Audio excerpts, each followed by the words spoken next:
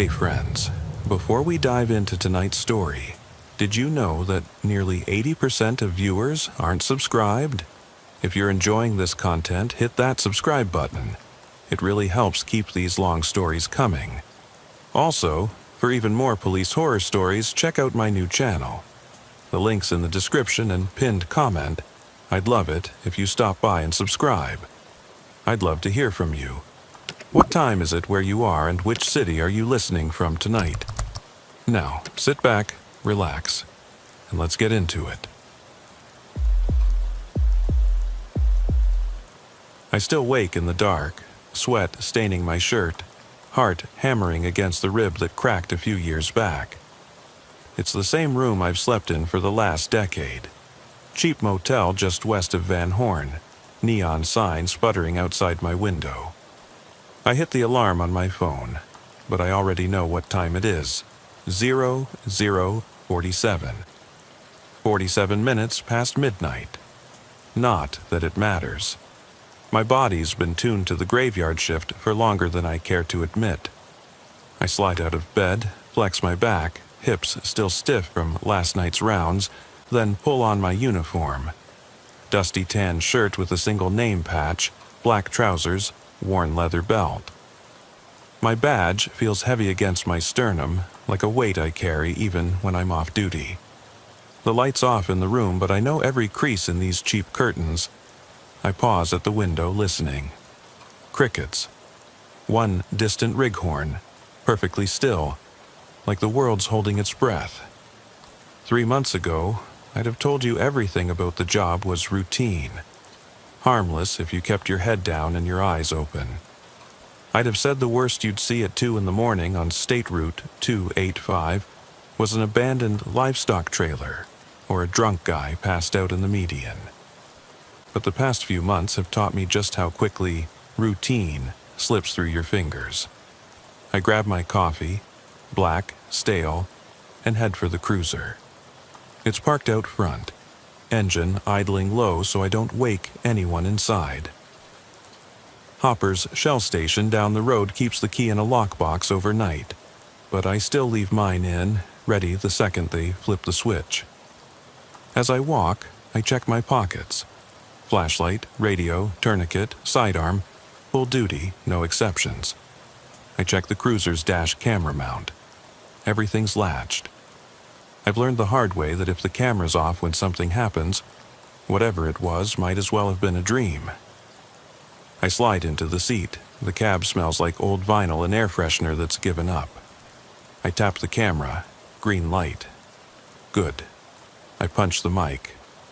Beeville Dispatch, Unit 27, starting shift at 0100 hours. Static crackles back. No response, that's new too. Normally they're dead on top of it. I drop the mic, pull out my phone for the official shift start, then toss it back in the console. Let the technology keep the time. I don't trust it any further than it lies to me.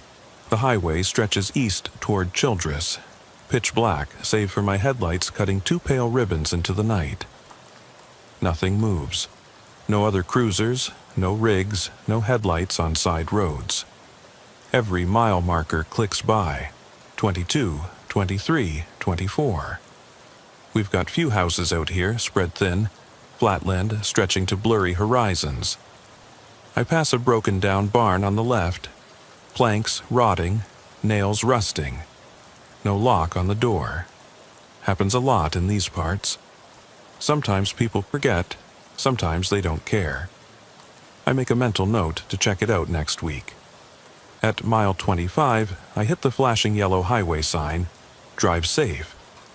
They love those signs, change them daily to remind people. I glance down at the dash. 0107. Almost time for my first radio check, but I'm still hearing nothing. I tap the mic again. Silence. My skin prickles, but I chalk it up to the caffeine. I'm usually the last person awake at night, and it messes with you. A few miles later, a lone CB antenna sits on a post by the road. I flip the switch. Static hiss. I key the mic. "Breaker, breaker, anyone out there?" Nothing. No growl of a CB voice talking about rigs or retreads. Just the hiss, like someone left a faucet dripping. I stare at the mic, half tempted to rip it out. But I can't. I need it. It's my only line to whatever world exists outside my headlights. I roll on past that antenna, and then I see it. A flash on the dash cam, a shape in the light's beam. At first, I think it's just a trick, a tumbleweed or a plastic bag caught on the wire fence. But it moves against the pattern. It's too deliberate.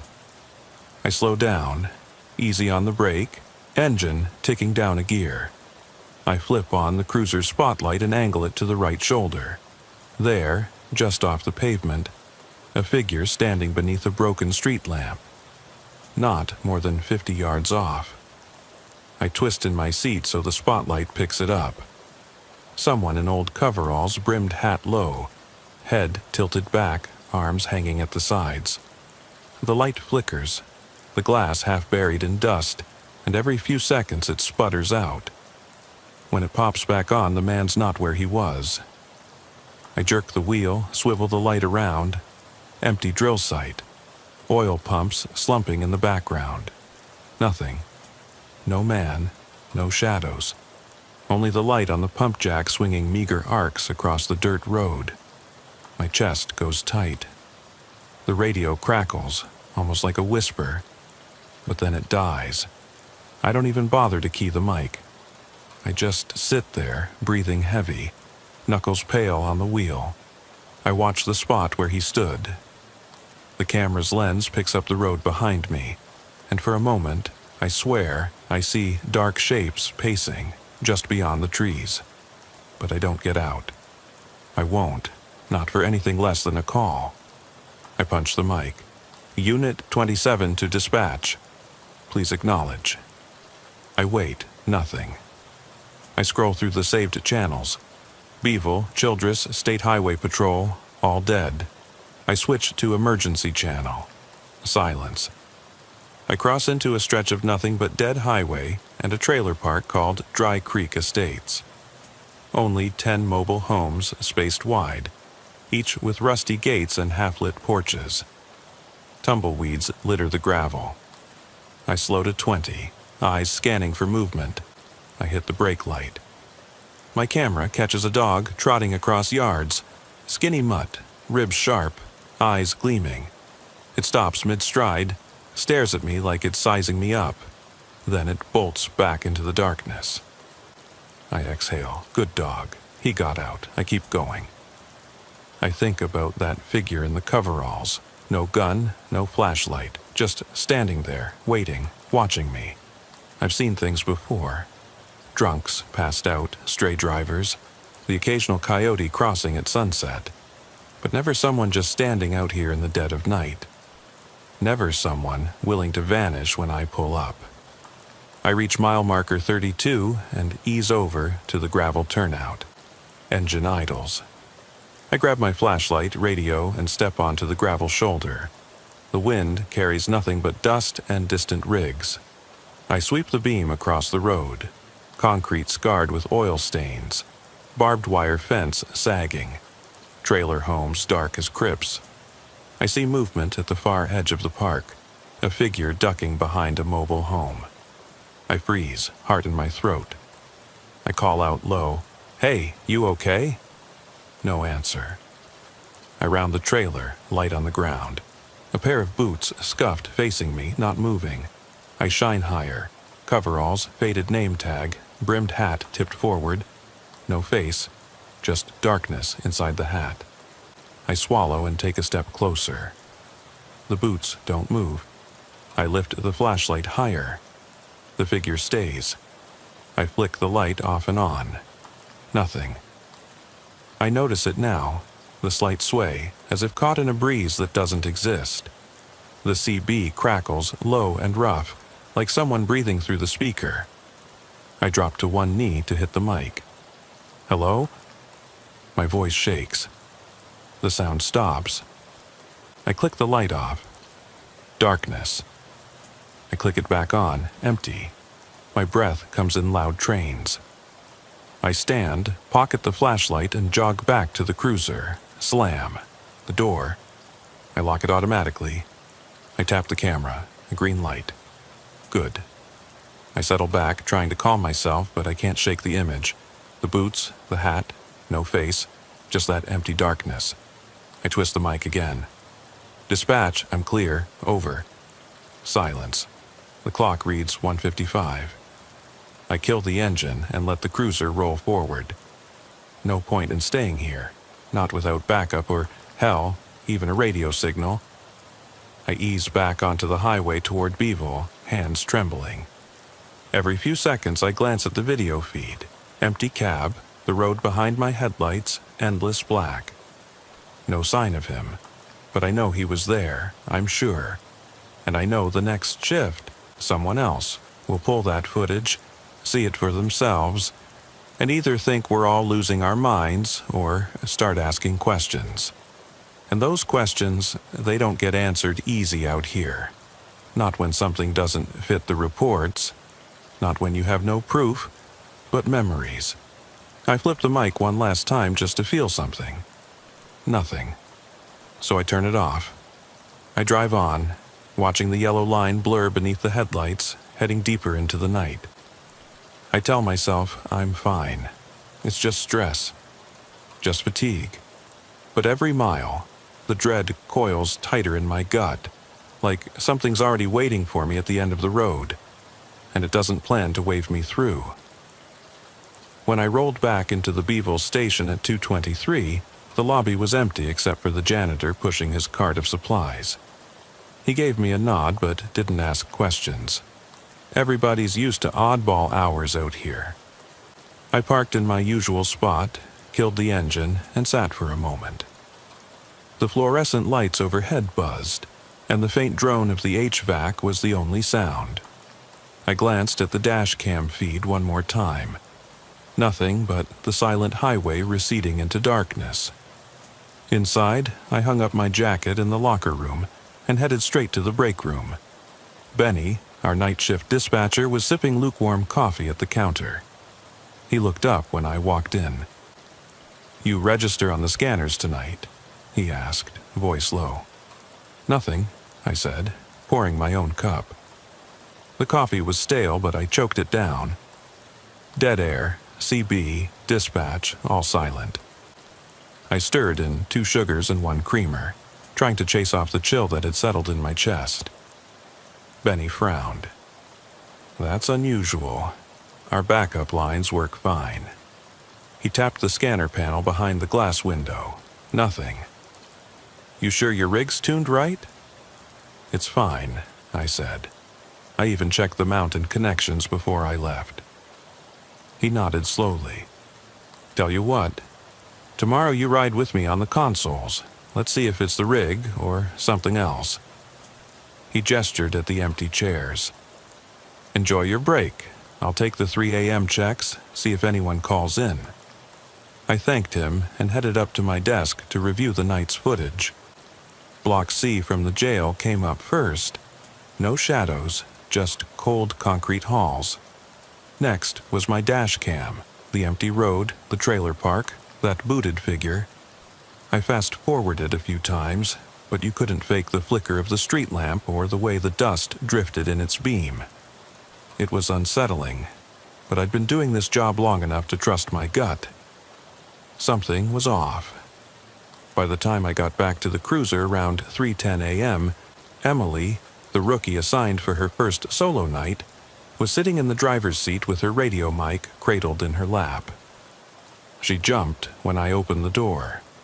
"Sorry, Sergeant," she said. "Thought you had the rig." She flicked on the spotlight for a second, then killed it. Trying to track a stalled motorist's last call, no luck. I slipped in beside her and shut the door. "It's okay. You good?" She looked pale, eyes darting to the CB radio. "Everyone's quiet tonight," she said softly. "Even my handheld channel is dead." "Welcome to my world," I muttered. She tried to laugh, but it came out as a strangled cough. I grabbed the wheel and backed into the driveway. The engine idled, and Emily's knuckles whitened on the door handle. "I'm going to take point," I said. "You keep an eye on the scanners and console." She nodded, fidgeting with the mic. We pulled out onto the highway the same way I entered it. No headlights behind us, no sirens, just endless black. I flicked the headlights off and on a few times, almost as if I could force the night to stay ordinary, but it wouldn't. By 3:35, we'd reached the old oil field access road where I'd first spotted the figure. I slowed to a crawl just before the broken lamppost. Emily shone her spotlight right and left. Nothing. "Clear," she said. I eased the cruiser onto the gravel, put it in park, and shut off the engine. We sat for a moment. The dash cam's red rec light glowed bright. A soft wind stirred dust into little whirlwinds. In the stillness, the distant howl of a coyote reached us, sharp and haunting against the quiet. "Let's walk it," I said. "Stay close and keep that spotlight steady." Emily grabbed her radio and flashlight, and we stepped onto gravel that crunched under our boots. I lifted my own light, moving in slow sweeps across the fence line. The oil pumps leaned like silent sentinels. No movement. Then, off to the left, I saw it. A dark shape between two pump jacks, almost blending in with the shadows. It wasn't the same clothes. This figure wore a dusty work shirt and jeans, but it stood perfect and still, as if carved from the darkness itself. Emily's light flicked over it and caught the brim of a hat. "There," she whispered, breath catching. I flicked my beam in that direction. The figure didn't move. I took a few steps forward, heart pounding against my ribs, each beat echoing in my ears. I called out, "Hey, Unit 27, you need help?" No response. Not a whisper, not a shuffle. Just the figure, head tipped back, arms slack. I waited. Then, as if on cue, the figure's hat tipped forward, and it stepped into the clearing. I felt Emily's breath catch behind me. I trained my light on its face. Nothing but shadow. No eyes, no nose, no mouth. Just a void where a face should be. I started back, nearly tripping over a length of discarded pipe. "Back to the rig," I hissed. "Now." Emily hauled me by the sleeve and we sprinted across the gravel, boots slapping. I didn't look back until we were inside the cruiser. I slammed the door, locked it, and hit the spotlight control. The beam lanced out, but the lot was empty. No figure, no movement, nothing. Just the broken lamp still flickering above the road. Emily's hand shook on the console. The scanner lit up again with static, just static, and then flickered dead. I killed the spotlight, killed the engine, and thumbed the lock. We sat in darkness, the only light the faint glow of the console clock. 3:42. She saw nothing, Emily whispered. I kept my eyes on the dash cam feed. "It doesn't want to be seen," I said. "Or it only shows when it wants to." She swallowed, radio mic caged between her fingers. "What is it?" she asked. I didn't answer. I didn't have an answer. Instead, I pulled my phone from my pocket and checked my text threads. My wife, 3 photos of our daughter at her recital. I stared at her smiling face, warm lights on the stage, her dress bright under the spotlight. I thumbed a reply. "Miss you." I didn't send it. In the silence, I thought about the shape of that face. Never a face, really. Just darkness fitting like a mask. I thought about the sense of weight around me, as if the air thickened whenever it appeared. And I thought about my daughter sleeping at home, safe under her blankets, oblivious to everything that walked the night. I turned to Emily. "You okay to finish the shift?" She nodded stiffly. I think so." I leaned back in my seat. "Then let's go." I punched the mic twice, but it remained silent. "We'll finish our checks on foot," I said. "Stay behind me." She climbed out first. I followed, securing the doors. We ghosted down the highway shoulder toward the next gravel turnout. Mile marker 28, near the old barn, with no locks. In the distance, a stray dog barked once. I held my breath and did my rounds without talking. Emily's flashlight bobbed behind mine like a nervous heartbeat. Inside the barn, we found nothing but hay bales and old rusted implements. Feed troughs soaked into the floor. A faint smell of rot hung in the air. I swept the beam across the rafters. No movement. When we stepped back outside, Emily shivered. "Let's go," she said, voice low. I nodded. We headed back to the cruiser and drove on, the night pressing in all around us. Every mile closer to dawn felt like walking deeper into a dream that wouldn't let me wake up. I glanced over at Emily, pale in the glow of the dash lights. "You notice," I said, "it only shows in places where we're supposed to feel safe." She didn't answer. I wanted to tell her I'd handle it, that she'd be fine after today. But I couldn't. Because I knew the truth. This wasn't something you handled. Oh, it was something that handled you. Until you stopped noticing the darkness, until it became part of the routine. And that's when you realized you were already lost to it. We drove on, silent, chasing the horizon toward Childress. Chasing daylight we weren't sure would feel any safe. We crossed into the outskirts of Childress County just before 4 a.m., the sky still holding onto its deep indigo, a promise of dawn lurking beyond the horizon. I guided the cruiser past a derelict roadside cafe. Marion's Diner, the peeling sign read, its windows caked in dust, a half-burned cigarette butt wedged in the doorframe. No lights, no life. I glanced over at Emily. She was pressed against the passenger door, shoulders tense, eyes fixed on the empty road ahead. "Third checks around here," I murmured. Abandoned border outpost called Ridgeway Checkpoint back in the 70s. They tore it down ages ago, but the foundations and faded graffiti stick around. She shifted in her seat. I keyed the mic again, half hoping for a scratch of static, but still nothing. Just the deep hum that had become the night's soundtrack. We eased off the pavement onto a washboard gravel path. I killed the engine at the old checkpoint marker, two rusted steel posts leaning into each other like tired soldiers. The dash cam's red light pulsed, the only glow in the cab. "Stay with me," I said softly, slipping out and closing the door. I pocketed my radio mic and picked up the flashlight.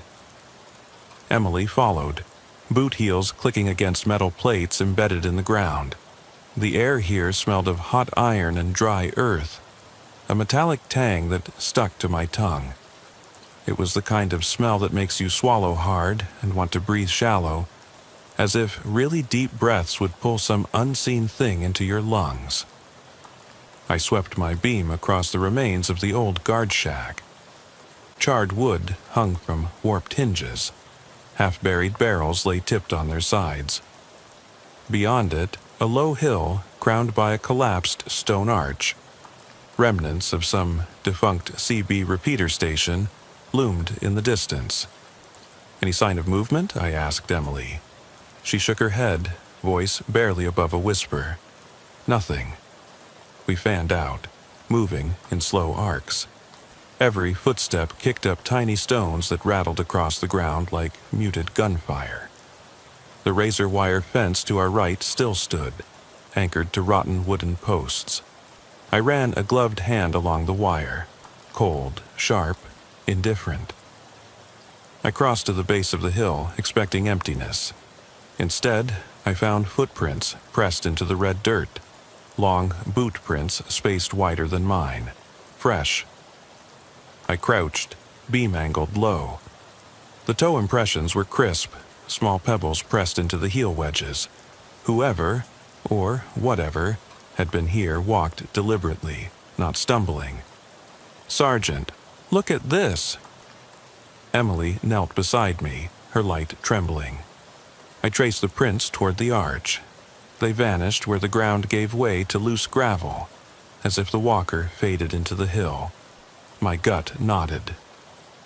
"Did you see anything on the camera when we pulled in?" I asked. She shook her head again. "I didn't check." I stood, dusting off my knees. "Let's keep moving."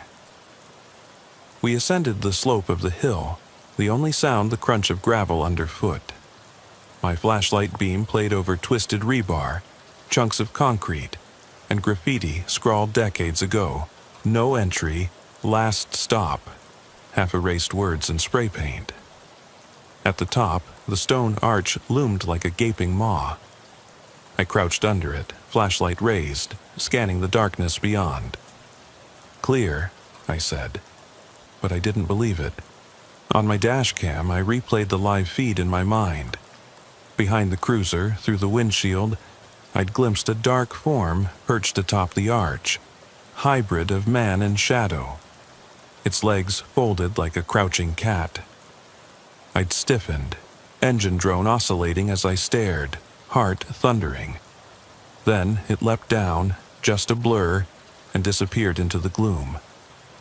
I turned slowly, sweeping my flashlight around.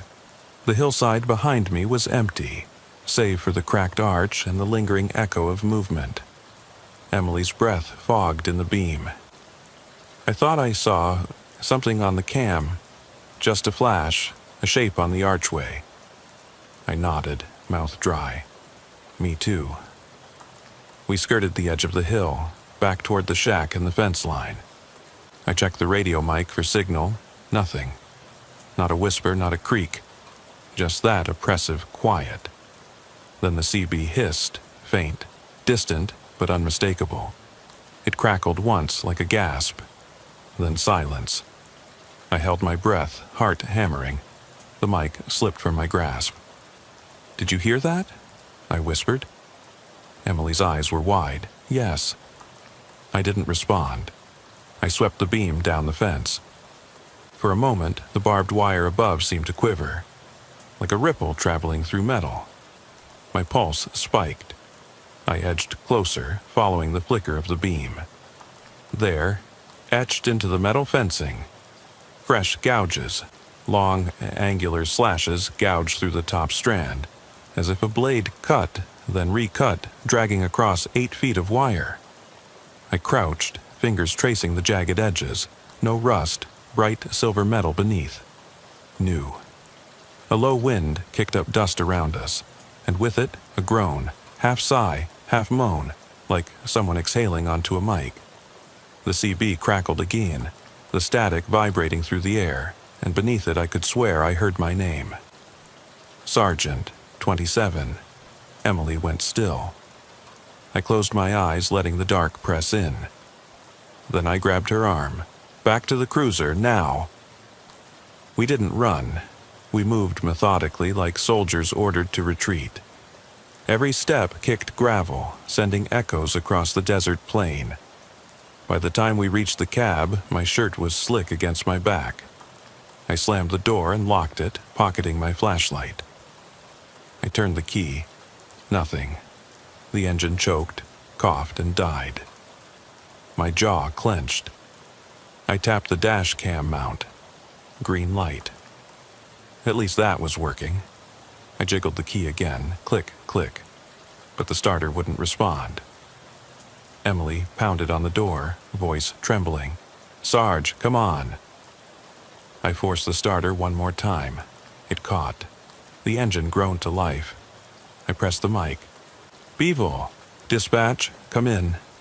Silence. I backed onto the gravel road, tires spinning on loose stones. I kept the cruiser in first gear, rolling until I hit solid pavement. The dashboard clock read 4:12. I muttered under my breath. 12 minutes till relief shift. 12 minutes until someone else would take over. Behind me, on the dash cam, I thought I saw the arch, framed by my taillights. No longer solid stone, but a blur of smoke-like forms, drifting around the collapsed repeaters. I couldn't be sure. I didn't dare look directly. We drove on toward Childress proper, engines humming over the blacktop. My heart thundered, but I forced myself to breathe steady. Every instinct screamed to stop, to call for backup, to run. But what good would that do when the radios were dead and the night had swallowed every call for help? As we passed the city limits sign, white letters glowing dim against the sky, I flicked on the overhead strobes, painting the roadside in red and blue. Then I shut them down. I wanted no lights, I wanted no announcements. I only wanted to deliver Emily to safety and finish my shift. She sat tensely, hands clasped so tight her knuckles went white. I offered her a nod. "We'll be fine once the next unit is in charge." She didn't reply. I didn't blame her. What had happened out there didn't stick to reason or ease itself away. It carved into you, etched fear into your memory like those fresh gouges on the fence wire. We turned onto Highway 287, the final stretch to the station. The first hint of pale glow had begun to creep over the horizon. I kept the lights off until the sun broke. Then, as the sky shifted from navy to bruised violet, I flipped on the headlights. In the waning darkness, I looked across at Emily's reflection in the window, her face drawn, eyes hollowed by terror. I felt a pang, a guilt that settled in my chest like a brick. I'd brought her here, into this silence, into this deep, dark quiet that had no business being so empty. I checked the side mirror as we sped toward the station. Gone were the low hills, the looming arch, the quiet gouged fence. Only flat roads and the promise of other officers awake now. But I knew it wasn't gone. Not really. It had followed us, carried its weight in my bones. I just didn't know how heavy it would grow before it revealed its next secret. I punched the mic one last time. "Unit 27 inbound," I said. No answer. I eased my foot off the gas. The cruiser coasted forward toward the sliding doors of the precinct, toward coffee and paperwork, and the sterile routine of daylight. But in the back of my mind, I heard the CB hiss, just a whisper. And I knew that wherever I parked this rig, whatever report I turned in, whoever wrote it up in neat bullet points, the night still held its secrets, and it was far from ready to let me walk away. I handed off Emily to the morning shift at exactly 5 a.m. The transition was clinical. Another deputy stepped into the cruiser, coffee in one hand, energy in his voice. He didn't ask questions, he never does. On graveyard shift, questions are liabilities.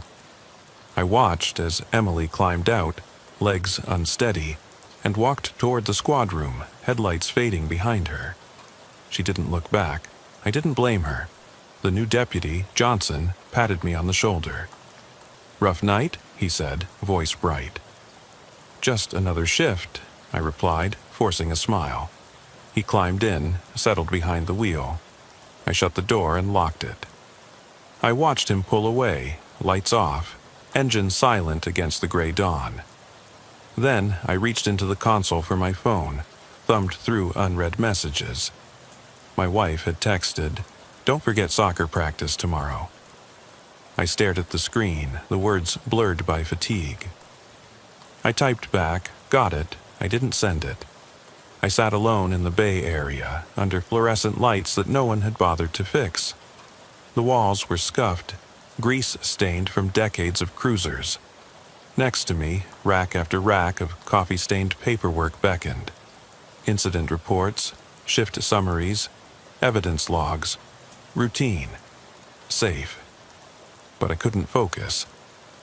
At 5:15, I made my way to the locker room.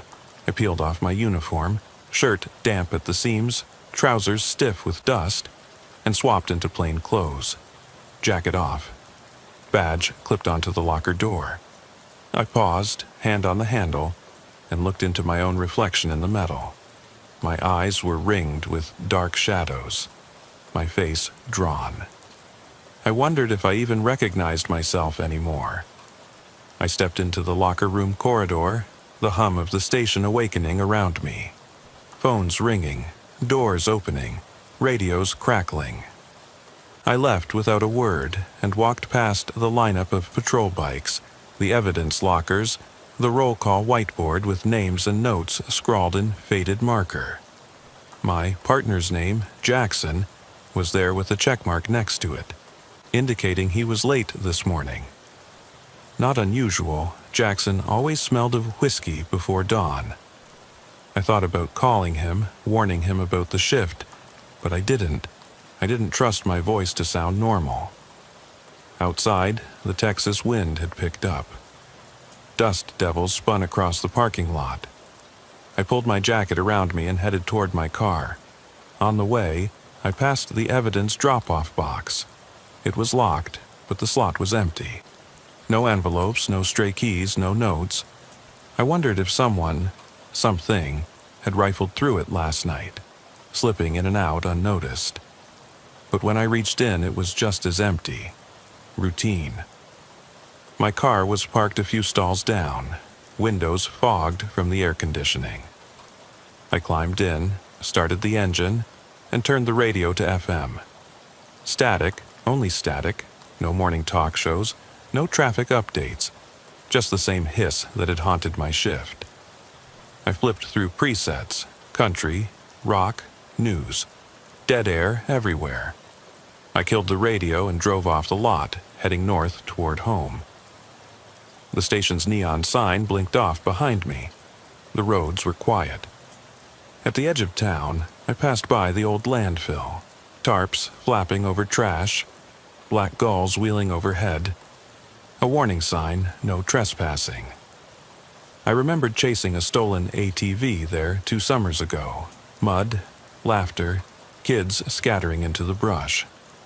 That would have made for a fine story had I been able to radio in the chase. But now, the memories felt hollow, tainted by the dread that had crept into my nights. As I neared my subdivision, the pavement turned to cracked concrete driveways and streetlights buzzing overhead. I turned onto Lakeview Drive, my street, and slowed to 15.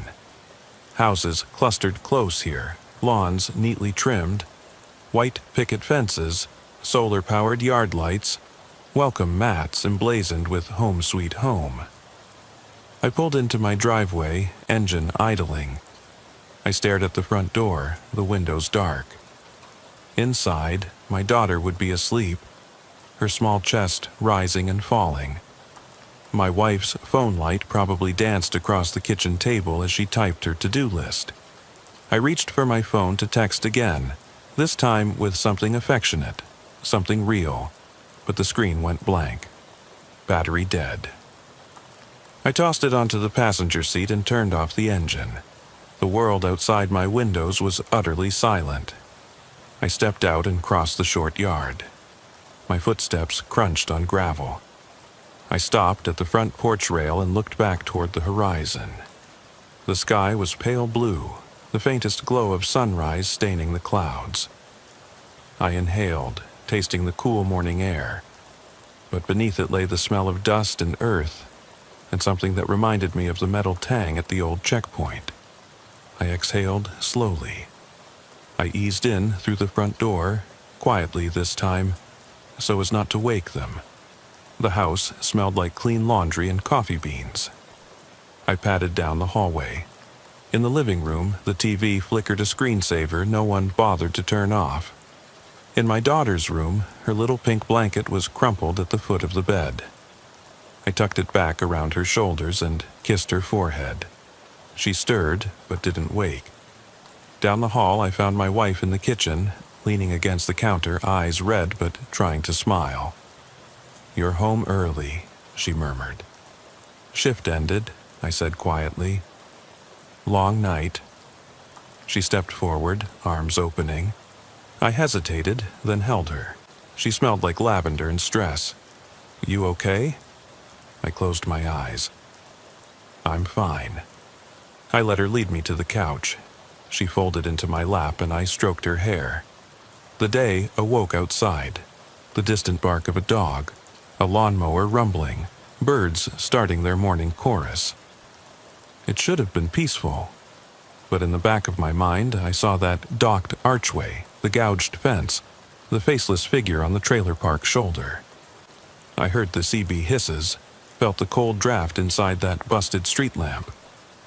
I knew those things weren't done with me, not by a long shot. My wife's voice cut through my fog. "Talk to me." I opened my mouth and closed it.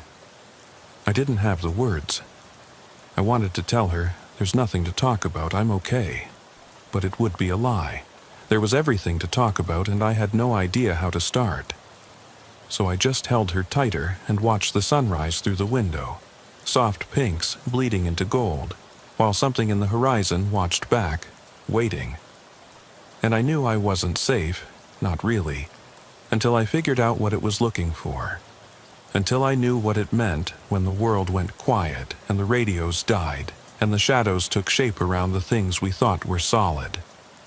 I closed my eyes and prayed for daylight that would reach further than the sunrise, reach into the corners of my mind where the dread lived, and pull it all into the light.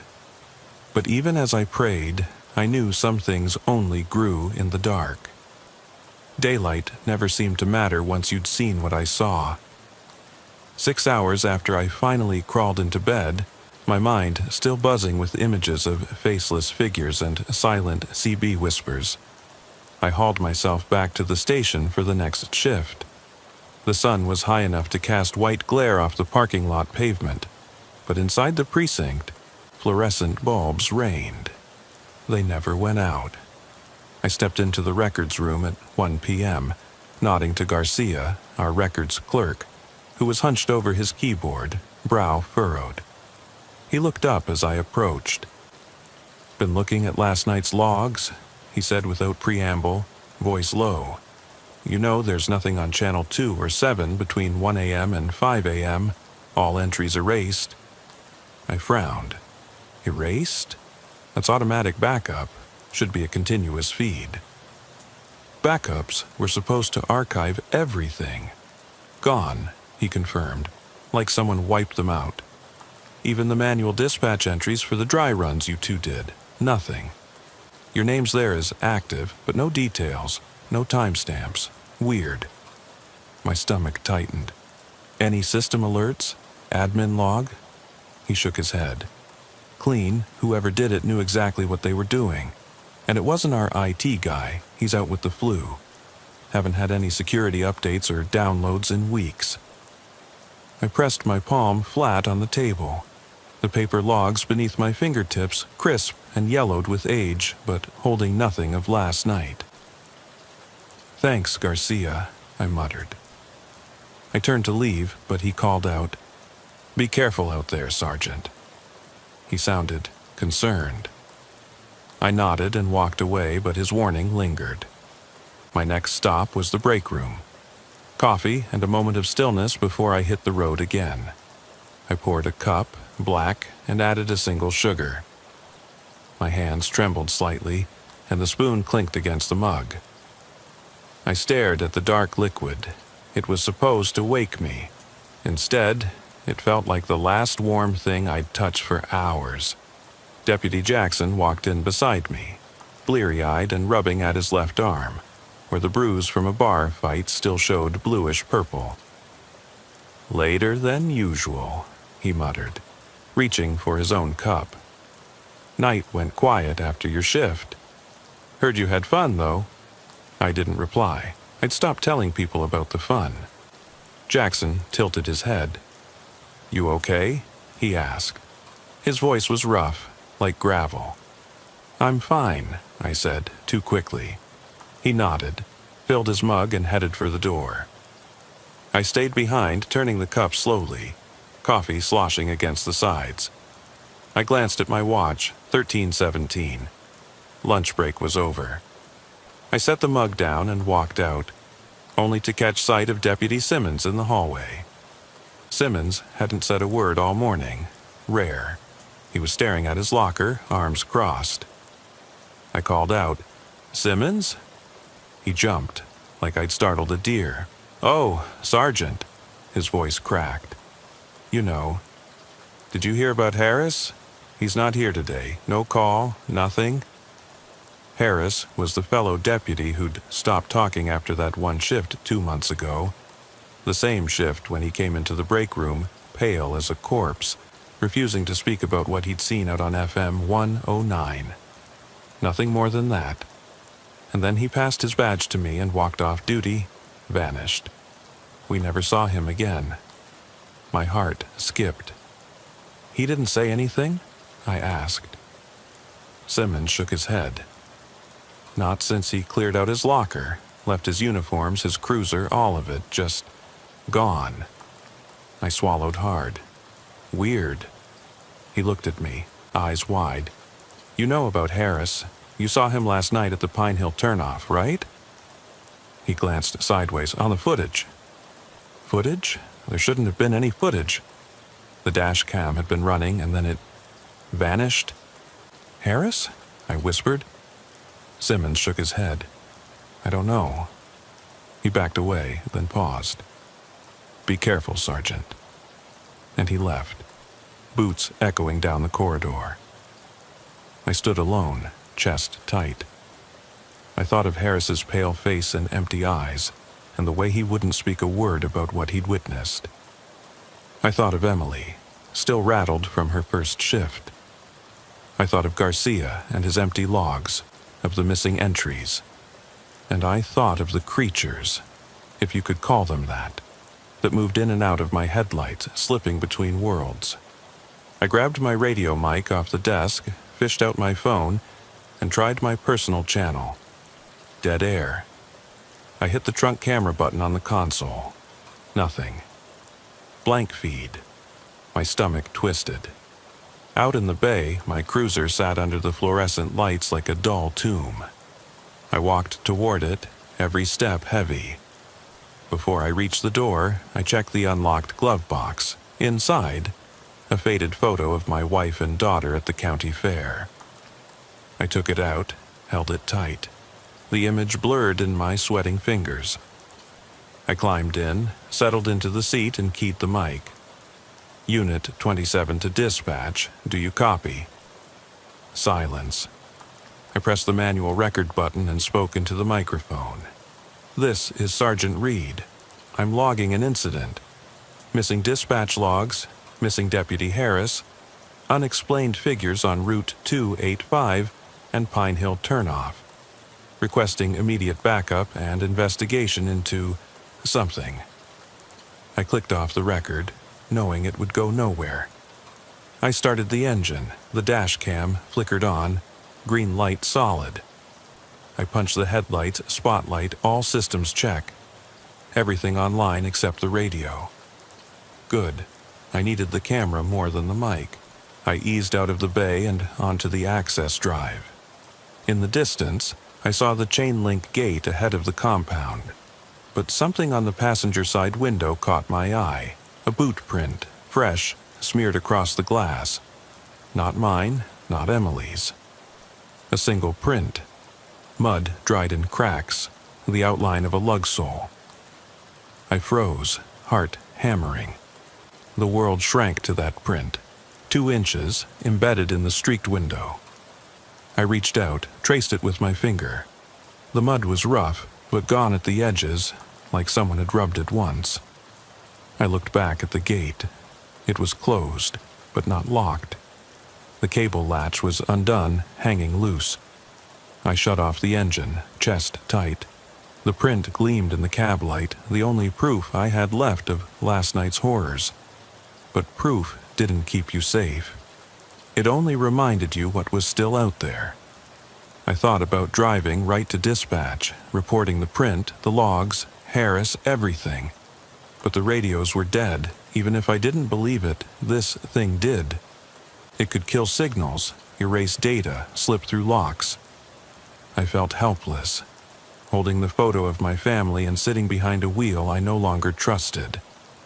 I stared at the print until the oil field lights outside flickered on. The crew starting their afternoon shift. The world beyond the station was spinning. Oblivious. Families biking home, kids chasing ice cream trucks, couples walking dogs, normal, mundane, safe. I drove out onto the street and headed home. Every few blocks I checked my side mirror. No shadows there, no pairs of boots silently pacing. But that didn't mean they weren't following me, just out of sight, out of frame. I sped through red lights until I hit the highway. The dash cam light glowed steady. If nothing else, it captured the road behind me. Whatever shape or figure or fading impression materialized there, I would record it. And maybe, just maybe, I'd build a case that proved this wasn't just exhaustion or a glitch. But as I crossed the county line, the dash cam feed stuttered for a heartbeat, just a flicker, and the green light blinked out. The lens went black, leaving only the night in my rearview mirror, empty as a man's stare when he has nothing left to say.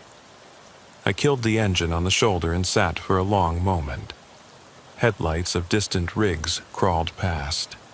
A single coyote barked, and somewhere in the hush, I thought I heard someone breathing, soft, deliberate, waiting. I pressed my palm against the glass where the boot print had been, but it was gone, clean. I exhaled, hands trembling on the wheel. I knew that print would return, that camera would flicker back, that radio would crackle one day with the static voice calling my name. Because this wasn't a thing you could outrun or outwait. It was hunger made of shadow and silence, and it fed on the dark corners of every night shift. So I put the car in drive, steeled myself for the next run, and merged back onto the highway. Chasing night, chasing answers, chasing a dawn that might never break through the darkness I'd brought along for the ride. I didn't sleep that afternoon. Instead, I sat in the recliner at home, denim uniform still damp from last night's gravel, replaying every moment in my head. The artifacts of reality lay around me.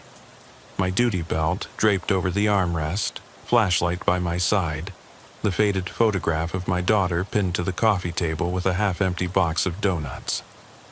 I kept expecting something to move, a shadow slipping across the floor, the radio hissing to life, but all I heard was the hum of the air conditioner and the distant rumble of traffic on Loop 534.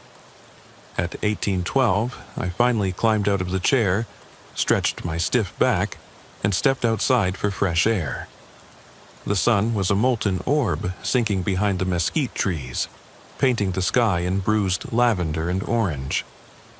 A heat haze shimmered on the asphalt.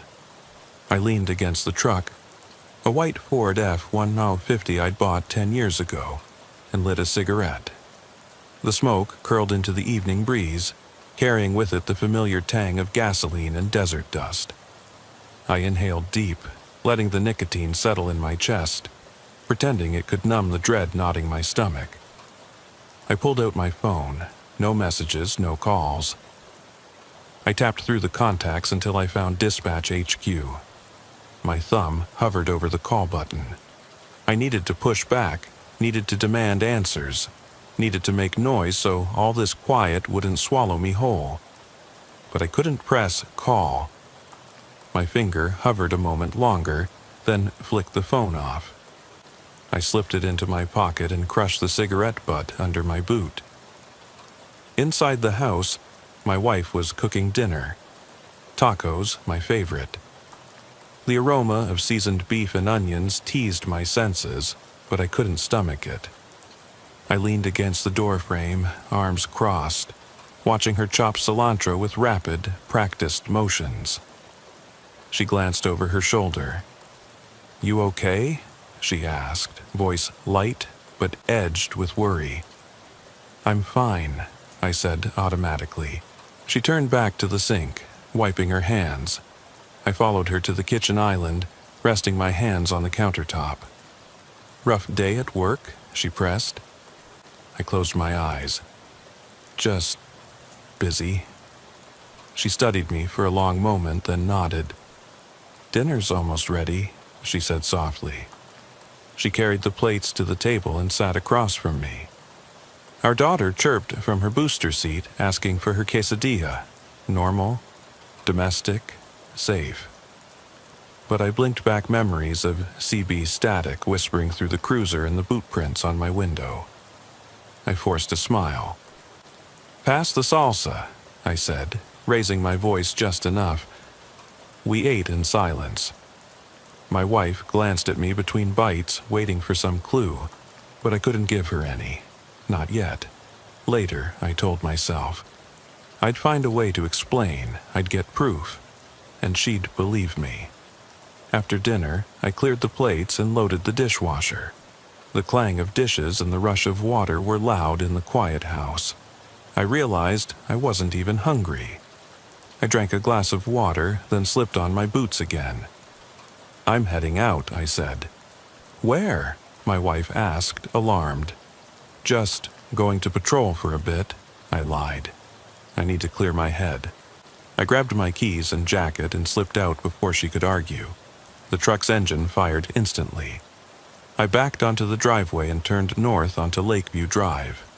The neighborhood was settling for the night. Neighbors walking dogs, porch lights clicking on, sprinklers hissing in manicured lawns. I kept the window down, letting the warm air whip through the cab. I punched the HVAC controls. Cold, max. I needed something to jolt me awake.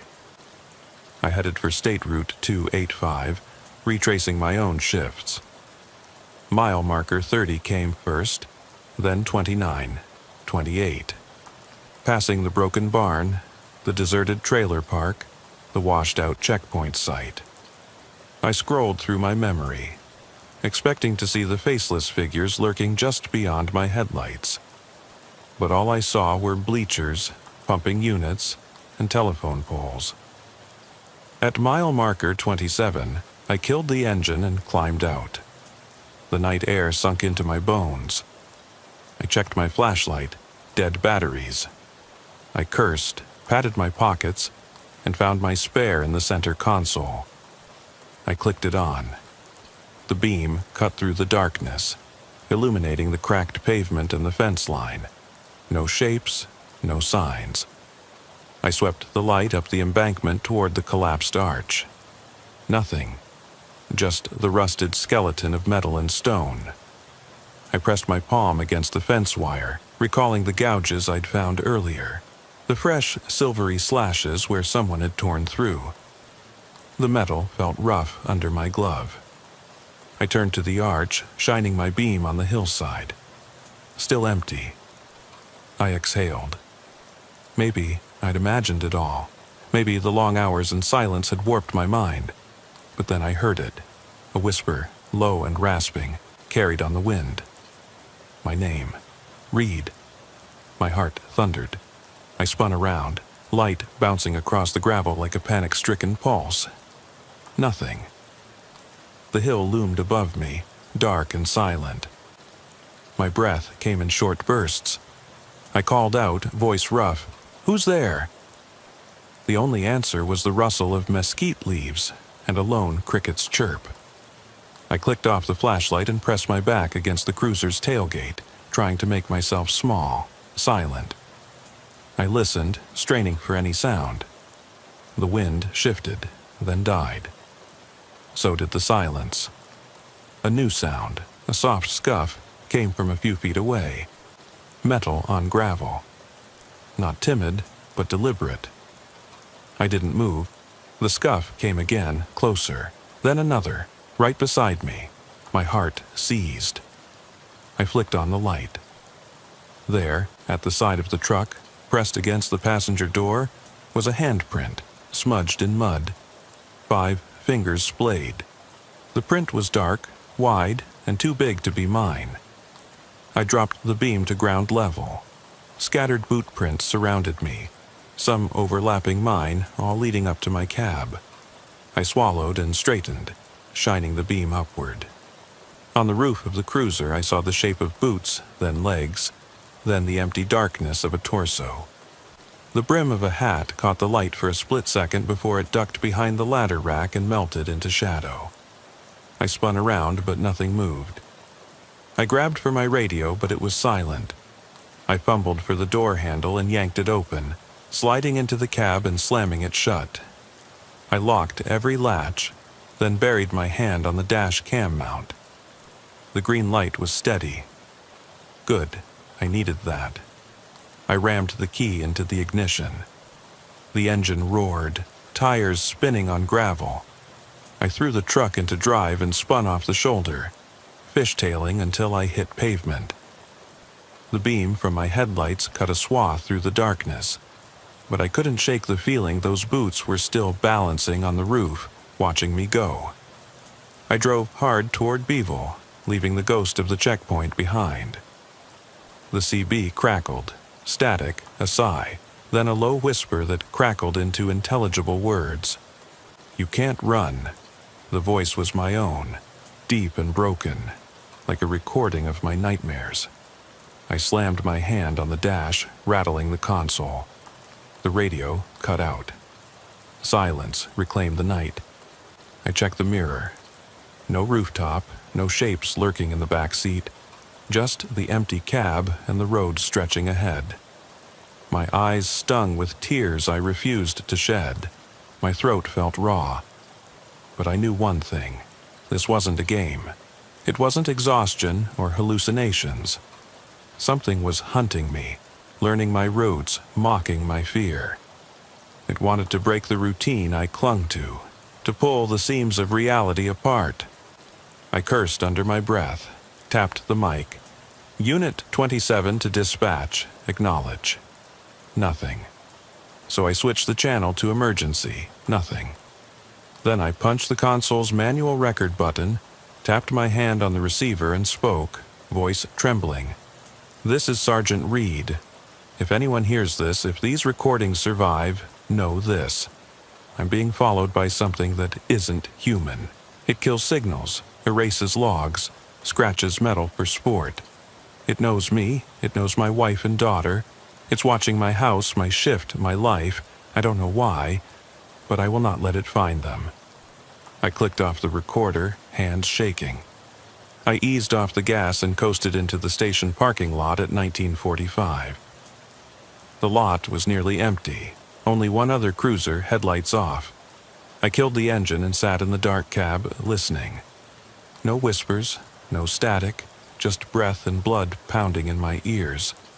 I traced the route home in my mind. Tomorrow, I'd call it in. Tomorrow, I'd force someone to believe me. Tomorrow, I'd get back up and retake control of the night. But for now, I sat and waited, flashlight in hand, ready for the next scuff of boots on gravel, the next whisper through the radio, the next mark on my world that would prove the darkness was alive, and that it knew exactly where to find me. I woke to the shrill ring of my phone at 2:17, the blue digits on the bedside alarm clock bleeding into the darkness of the room. My wife's number flashed on the screen. For a split second, I considered ignoring it. Another late-night check from her. Another round of questions I couldn't answer. But I slid out of bed, fingers stiff, and swiped to answer. "Reed?" Her voice was tight, almost whispering. "Yeah," I said, voice raw. "What's wrong?" I heard something on the baby monitor. My blood ran cold. The monitor sat in our daughter's room, a thin capsule of white plastic with a single amber light. I thought back to last night's recordings, the whispers, the static, or maybe they'd been in my head. My throat closed. "What did you hear?" I asked. A voice, Reed, like your voice, calling her name. My fingers tightened on the phone. "Are you sure?" "Yes." I paused it. "You have to hear it. Please come home." I glanced at the clock, 2:19. My shift was still hours away, but nothing mattered except getting there. I'm on my way. I killed the call and threw on clothes, jeans, boots, my patrol jacket. I snagged my flashlight and keys, and just like that, the veneer of home disappeared. I was back on the road, headlights carving a path through the midnight black, each beat of the windshield wipers echoing the thud of my heart. I sped through the empty streets, ignoring speed limits, red lights, my own breathing. The dash cam's green light glowed in the corner of the mirror, my sole witness. I flicked on the radio. Dead. Why did I expect anything different? The night had taught me not to trust wires and frequencies. At mile marker 30 on Route 285, I remembered the broken barn. No locks. The memory of last week's inspection squatted in my mind, dust motes dancing in the beam of my flashlight until the shape of a man had appeared in the doorway, face shrouded. I hadn't returned. I thought about it now, slowing the truck as I passed. Didn't matter. I had a home to save. I barreled down the highway until the streetlights of Lakeview subdivision blazed ahead. A lone street lamp flickered at our corner, casting more shadow than light. I skidded to the curb, killing the engine. The cab was silent. I stared at the house, windows dark, and planned my approach. I didn't trust keys or locks anymore, but I had to try. I clicked the truck door open and closed it behind me.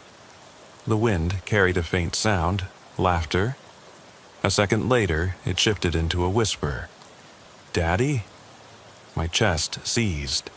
I gripped the flashlight like a weapon and strode up the walkway toward the front door. The porch felt wrong under my boots, boards creaking in a pattern that sounded like footsteps pacing. I lifted the flashlight to the door.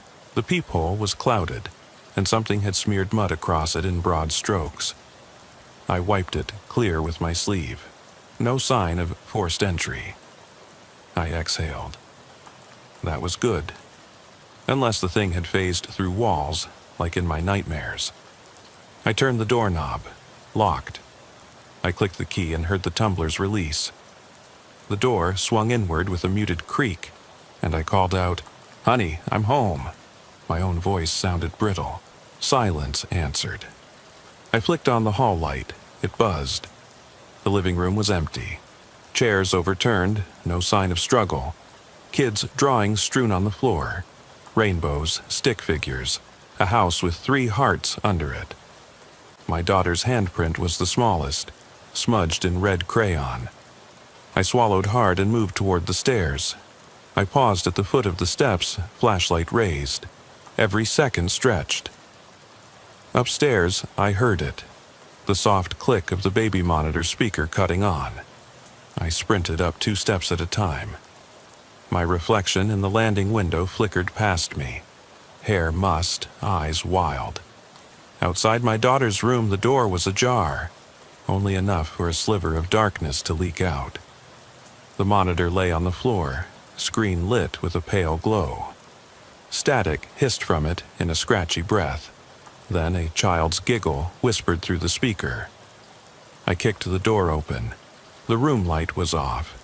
The crib lay at an angle from the corner. The mobile's music box hung silent overhead, the painted animals frozen in mid-spin. My daughter's blanket lay on the floor, and half of her stuffed bunny was shoved behind the mattress. I stepped forward, heart hammering so loud I half expected to hear it over the monitor's hiss. I scanned the room. No child, no wife, just shadows pooling in the corners.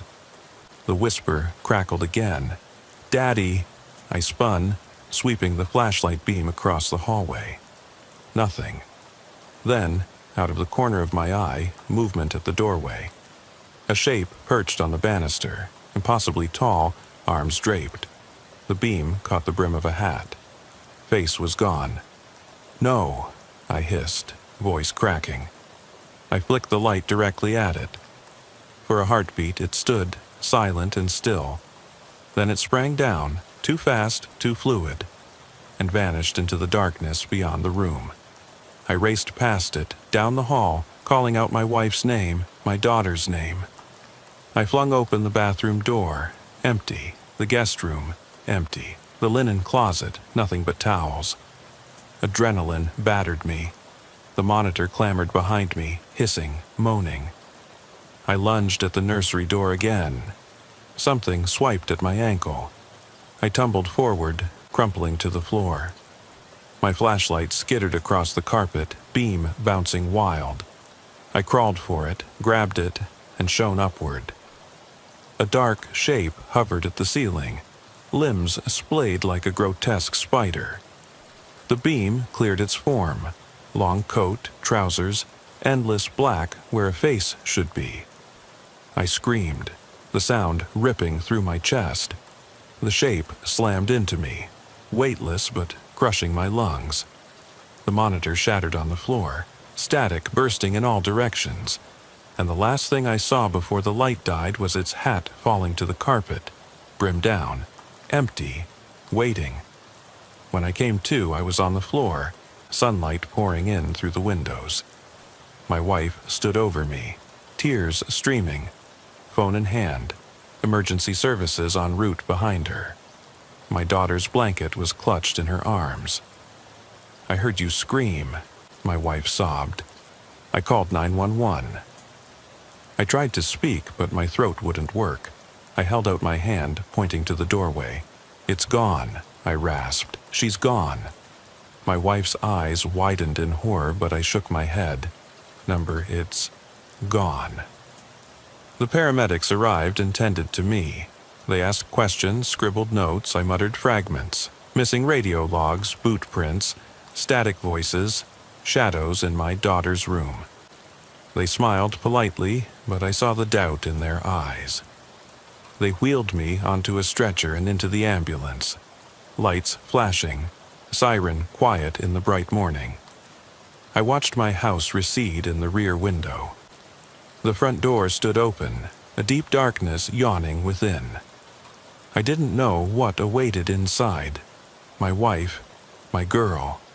A darkness that wore a hat on its head and smiled with empty eyes. As the ambulance pulled onto the highway, I stared at my reflection in the glass. Blood dried on my forehead, uniform stained, eyes haunted. The dash cam on the cruiser had fallen off during the chaos, its green light dark. No record, no proof, nothing but the raw memory of that gasp of terror, and the question that echoed in my mind louder than sirens. What was it looking for? I never thought I'd still be on the road at my age, driving miles of blacktop under a dome of stars I can't see through the windshield. But here I am, cruiser lights off, engine humming like a tired heartbeat, and the Texas sky pressing down so hard it feels solid. It's 1:17 a.m. on a Tuesday, though any day feels the same after 30 years.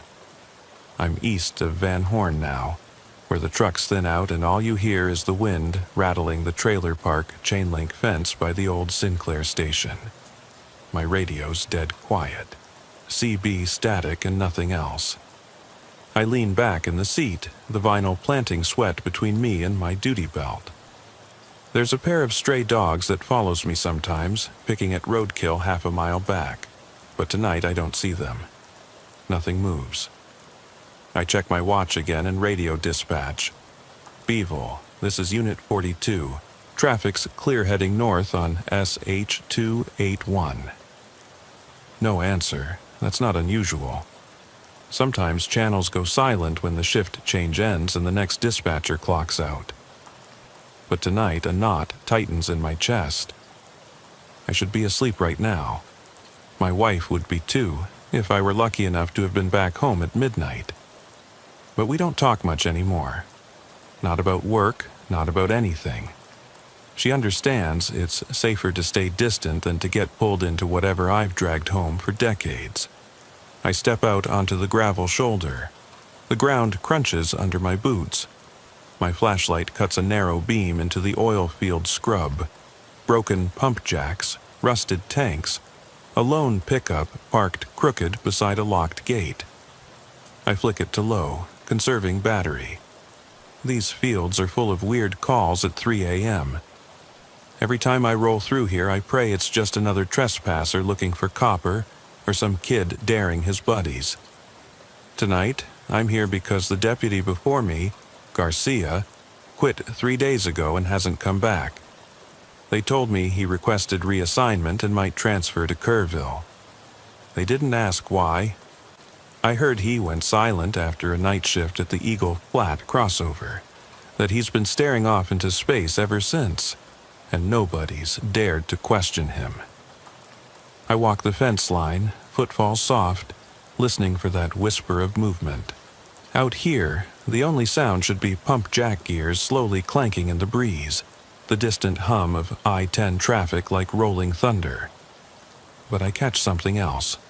Breathing. Low, deliberate, maybe 10 feet behind me. I swing my light back. Nothing but shadows and a swaying chain. My pulse flickers faster. "Sir," I say, voice tight, "I've got you on camera. Step out where I can see you." No answer. My radio crackles once. A faint cough of static and then nothing. I swallow the lump in my throat. Cameras don't lie, but sometimes vision fails you in the dark. I clear my throat and call dispatch again. Silence. I scan the horizon. No rigs running, no glow of a burner flare, just a pale moon drifting through high clouds. I pull my Glock free, chamber empty. I haven't loaded live rounds in months. It's a reminder of the rules. No shots unless it's life or death. But I slot in a round just in case. The click echoes like a promise neither of us wants to keep. I creep forward, light hopping across the scrub at knee level, heart thudding louder than my footsteps. Every muscle screams to bolt back to the cruiser to lock the doors, but I force myself on. At the edge of the gravel, I spot fresh footprints pressed into the dust. Big boots, maybe a size 12, heading toward the padlocked gate. No vehicle tracks, just those prints, as if someone climbed over the fence. I crouch, pressing the barrel of my service weapon against my palm. The footprints stop 6 feet past the fence, halfway between Pump 2A and the rusted wellhead. The prints are wet, like the soil turned sticky by rain days ago, but there's no rain tonight. I feel that old dread humming through me, the same dread that got under Garcia's skin. I lean closer, shining my light on the prints. At the edge of the boot heel, I see a smear of something dark, glossy. Definitely not oil. My breath catches and I draw in a sharp inhale. There's a soft thump behind me again, quieter this time, almost like something letting itself down from the fence. I spin and nothing. The fence post stands silent, the chain link silhouette flickering in the light. I feel exposed, every sense on red alert, but logic keeps punching me back. Trespasser, curious teen, local kid messing around. It's always human. It's never what your mind decides in the dark. I stand and call out, "Come on out, let's do this the easy way." My voice cracks halfway through. If someone is out here, they'll have heard. If no one's out here, I'm just egging my own nerves. I step forward, cautious, my boots slipping on loose gravel. Every step kicks up dust motes dancing in my light. The dry air tastes like metal and sweat. I reach the gate, half expecting a hand to shoot through the bars, a face to peer at me between links, but it's empty. Only the padlock glinting dull orange under the beam. I jam my light through the lock, blinking at the chipped paint and the scrape marks on the chain. Nothing else. My radio remains dark, the desert utterly silent. I close my eyes for a moment, tasting the fear, feeling it seep into my bones like cold mortar.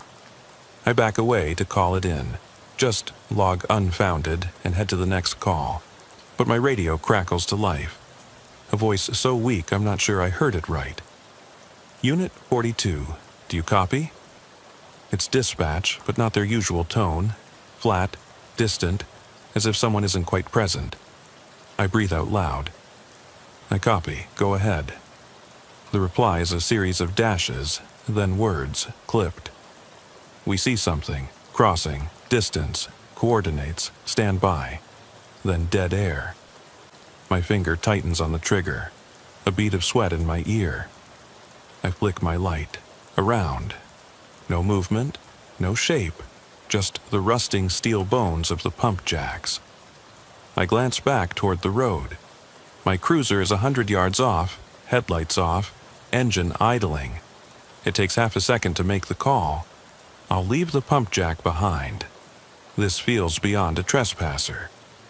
I'll head south toward Van Horn, where there are other deputies, backup, somewhere with more light and less dust. As I turn, I catch a flicker, something solid, maybe 12 feet tall, just past the edge of the fence. By the time I aim my light, it's gone.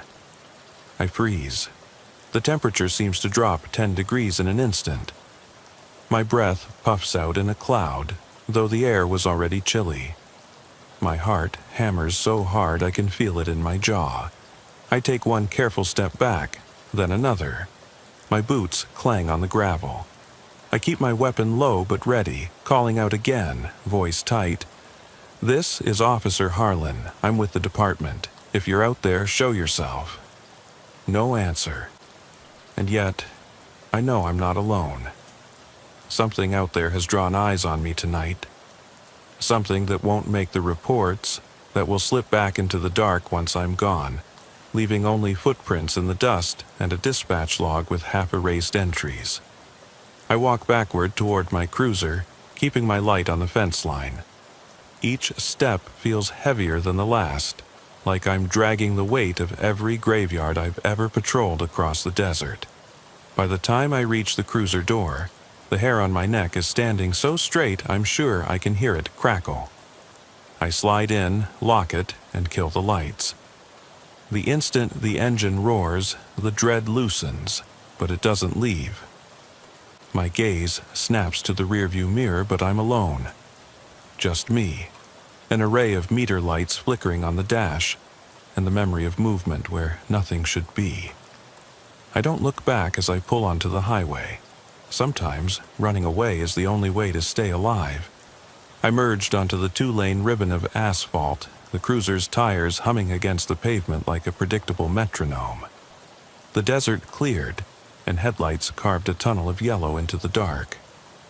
My heart still thudded in my ears, each beat reminding me of what I'd almost faced out by the pump jacks. I eased the speed down to 50, didn't want to blow right past another call. Nothing good happens by rushing through Texas nights. Dispatch crackled again, weaker this time, like the signal was receding. Unit 42. Check in, coordinates again. I thumbed the mic. "This is Unit 42. I'm clear of your last point. Please confirm traffic advisory for Van Horn County." There was a pause, then static. The kind that sweeps out your thoughts and leaves a ringing in your head. No reassurance came. I flicked the radio off, tried turning it back on. Dead. Just like Garcia's radio, he said it cut out on him, and then nothing. I shut it down, slumped in the driver's seat, and rubbed my face. The weight in my chest settled into my diaphragm. Every muscle felt fatigued. I glanced at the clock, 1:49 a.m. Still 2 hours to go if I wanted to finish the shift at 4. I swore I'd stick to the schedule. But sticking to schedules doesn't help when the dark decides to keep its secrets. I gripped the wheel and breathed slow. Thought about my daughter, Layla, who turned 16 last month. If I'd been home at 10, instead of chasing phantom trespassers, I might have helped her with algebra. Instead, I'd be here, wrestling with what I saw and what I almost saw. Northbound, I passed the empty skeletal frames of oil derricks, looking like grave markers for a dead industry. I remembered Jacoby's farm just off County Road 12, the place where a kid nearly died in that busted irrigation ditch last summer. We'd taken his family to the hospital. Night calls like that leave pieces of you on the roadside. I flicked on my spotlight, rolled through the deep dust along the shoulder, and checked the ruined blacktop. Nothing but tire tracks leading nowhere, the ditch quiet. By the time I reached the exit for Childress, I was half wishing for another call. anything to snap me out of my own head. But crimes around here are few. A stolen ATV, cat shooters, the occasional DUI, not the high-speed pursuits or SWAT standoffs you hear about on the news. Just small-town tragedies that seep into your bones. I turned down FM 172, the road stretching skinny like a horizon line. The glow of a single streetlight marked the edge of town, a flickering halo over a crumbling welcome sign. I rolled past the town square where the courthouse clock hands had stopped at midnight years ago.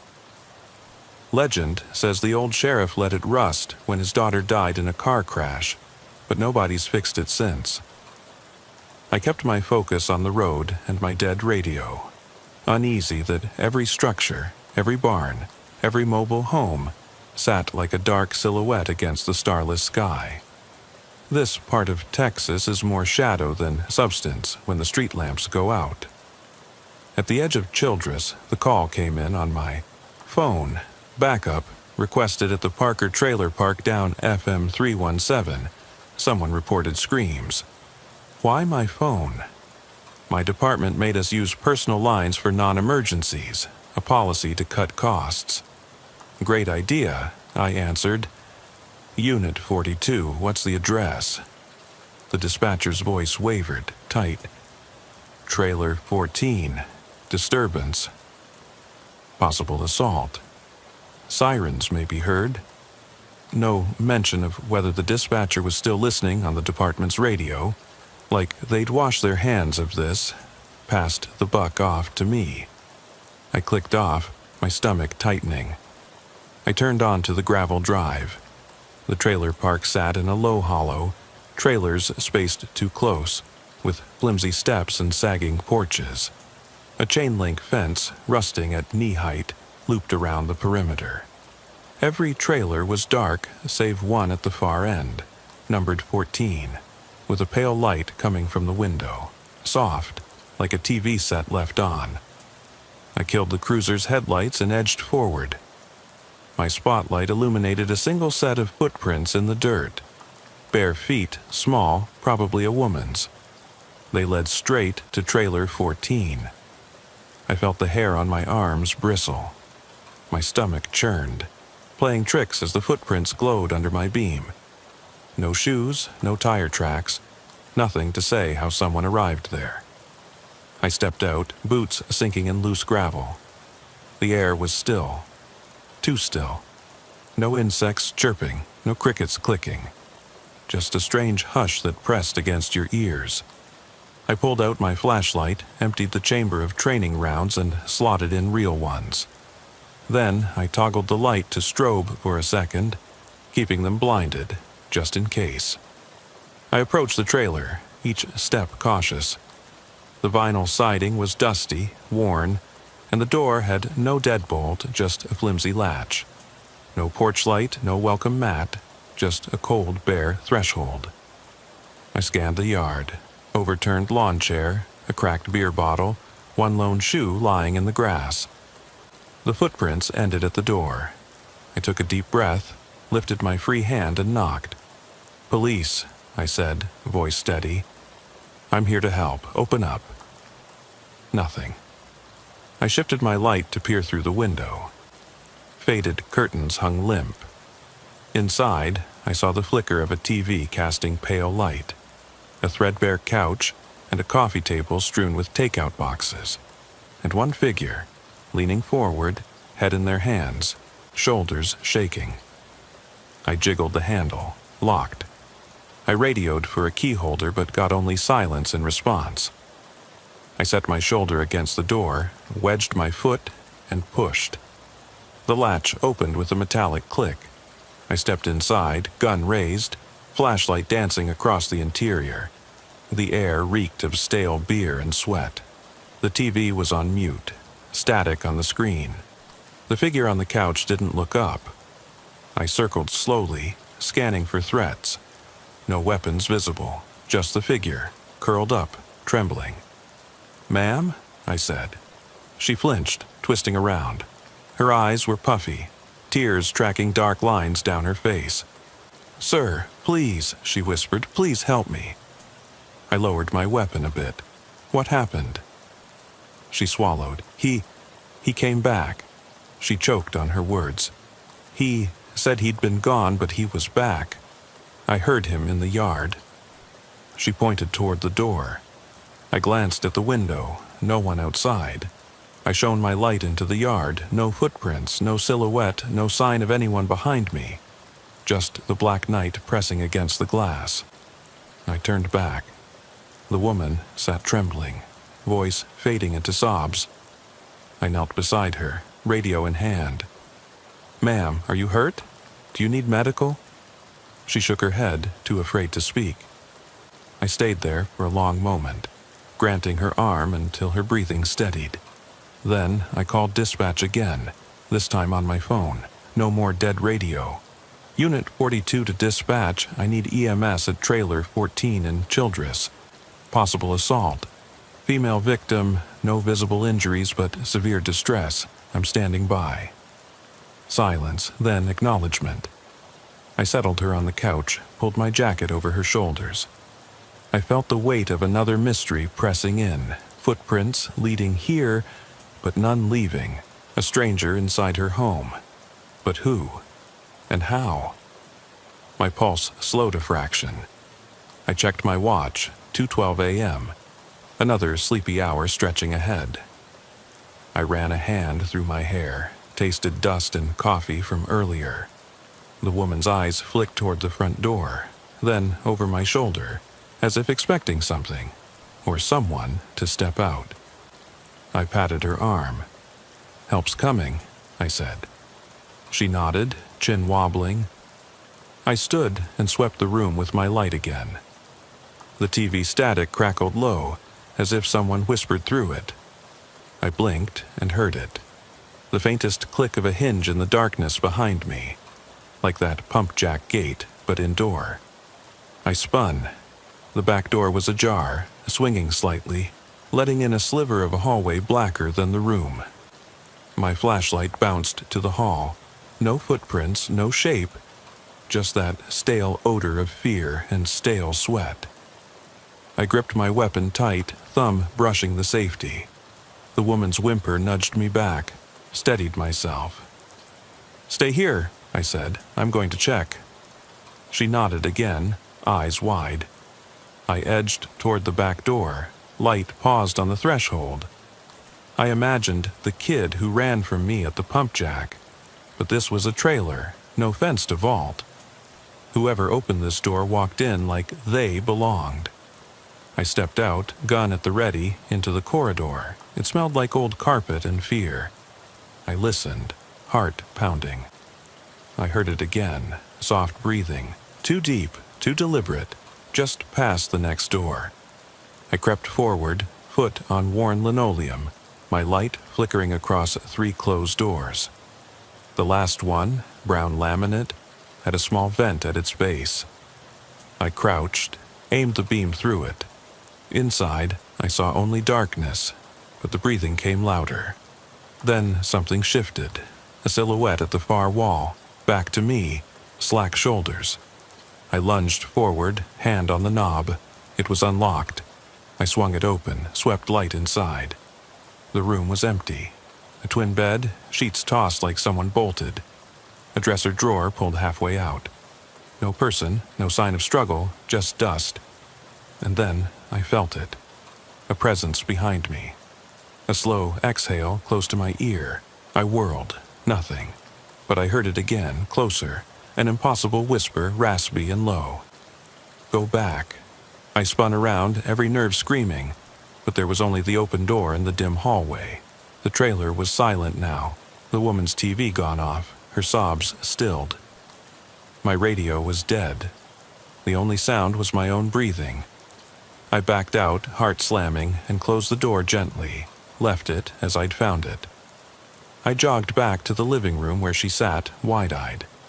I scooped her up and carried her outside, gun raised, flashlight swinging. Not a soul in sight, just that empty black field of trailers and dark windows. I set her down by the cruiser, locked her inside and watched her face as I circled back to the trailer. My ribs ached from tension. This wasn't a trespasser thriller. It was something else. Something that slipped through walls and vanished like steam. I holstered my weapon and watched the door. I'm not sure which of us was more terrified, me or her. But when I laid eyes on that dark hallway inside, I knew one thing. No report would capture it. There'd be no higher-ups believing footsteps behind them when no one's there. No written log that won't get erased. And that whimper at the door, that voice in the dark saying, "Go back," it doesn't ever leave you once you hear it. I climbed in, felt the cruiser's seat warm, and killed the engine. I stared through the windshield at the trailer's pale light, thinking about how easily reality can fail you after midnight. Then I drove off into the night again, knowing I'd never look at empty hallways the same way. I put another 20 miles of highway behind me before I finally started feeling the edges of my mind closing in. The road stretched out like a black ribbon beneath my tires, dotted only by the occasional reflector post. Above, the sky was a deep bruise, with no stars showing, like someone had painted the heavens to hide whatever prowled below. My radio remained silent, the phone dead, and dispatch had stopped sending updates. I wondered if anyone was listening at all, or if I'd slipped off the grid entirely. I eased into the faded yellow glow of Van Horn's lone streetlight, one lamppost planted at the county courthouse entrance. The town sat at the crossroads of Interstate 10 and US 90, but at this hour it felt abandoned, as if everyone who lived here had fled into the night. A single diner sign blinked "Open" in red, but the building looked empty. I thought about grabbing coffee, but my nerves were raw. Caffeine would only sharpen the fear.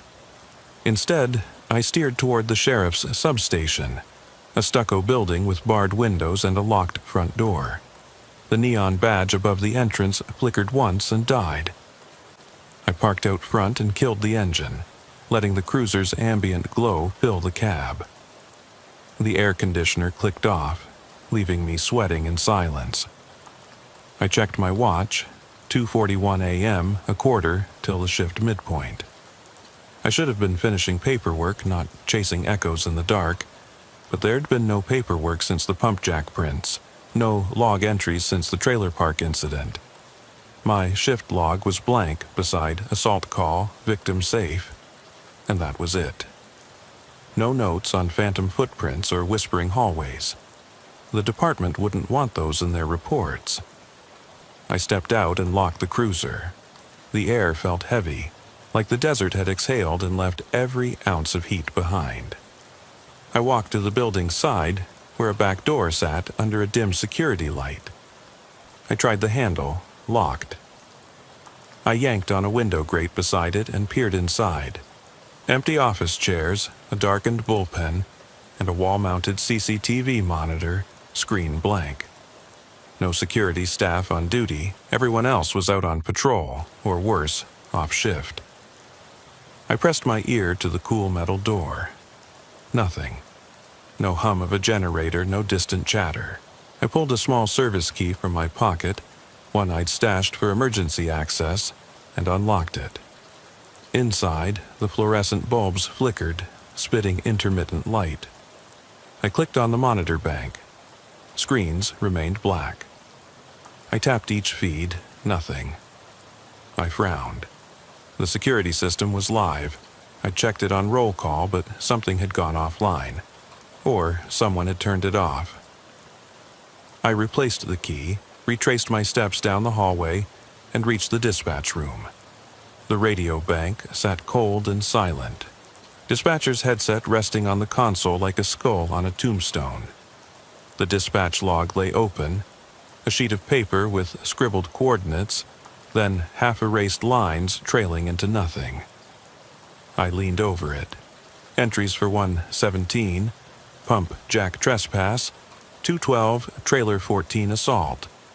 Then the next line at 2:30 was a jagged scrawl. Something crossing I-10 near mile 136. That was new. I hadn't heard that. My hands tingled. I scanned the room. A single cup of lukewarm coffee sat on the console. Someone had been here recently. I rifled through the drawers, looking for a radio mic. Nothing. Then I noticed the desktop computer with its screen on the login prompt. I tapped a key, no response. I tried hard reboot. Lights on the CPU blinked once, then went dark. The entire system had been shut down. Whoever had been here had wanted to erase their presence.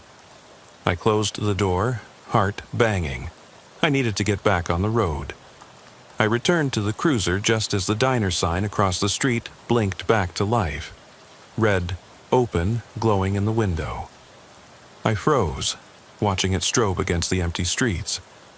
The building looked deserted, the glass front windows reflecting my own face.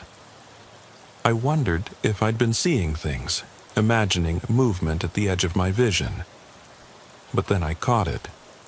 A dark shape standing in the doorway. Tall, thin, shoulders hunched. It didn't move. I tensed, hand drifting toward my Glock, but I hesitated. If I opened fire at someone standing in a doorway, I'd have questions in the morning. Officers who investigated haunted buildings get called unstable. The light blinked off, and the figure vanished. My pulse doubled. I'd give anything for backup, or for my radio to work. I climbed in and locked the doors. I sat for a moment, debating coffee against fleeing. Then I opened the city map on the seat beside me. My next call was a routine noise complaint at a mobile home park south of town. Nothing urgent, but it broke the silence. I started the engine and rolled out toward FM 1434. The road narrowed to a single lane, bordered by mesquite brush and the occasional weathered sign warning of rattlesnakes. My spotlight cut through the gloom, and I noticed fresh tire tracks leaving the pavement, shimmering like oil in the headlight glow. They led off into the brush, heading toward an abandoned border station dug into the hillside. I'd never heard of anyone using that old site. It was decommissioned years ago. I switched off the spotlight and let the cruiser glide past the turnoff. Didn't want to investigate. But then my curiosity outweighed my caution, and I pulled a three-point turn. Leaving the headlights on low, I backed onto the dirt track. The tires churned grit as I followed alongside a chain-link fence topped with razor wire. The gate lay open, twisting on its hinges. No warning signs, no barriers to stop traffic. It looked like someone had opened it in a hurry. I clicked off the engine and slipped out, boots crunching. My flashlight beam landed on overturned chairs, flattened cardboard boxes, an empty propane tank. The whole place was a makeshift camp. I swallowed. Human habitation here meant someone wanted to stay hidden. I swept the beam over the old customs booth, its windows boarded. Inside, I saw the rusted form of a CB radio sitting on the desk. I approached, light catching the peeling paint. The mic lay on the floor, coiled cable frayed. I picked it up, thumb brushing the PTT switch. It didn't click. I tapped the side. The cable sparks, but silent. Then I heard rustling behind me. I spun, shining the light into the open compound. Nothing but a cluster of large shade trees lining the perimeter.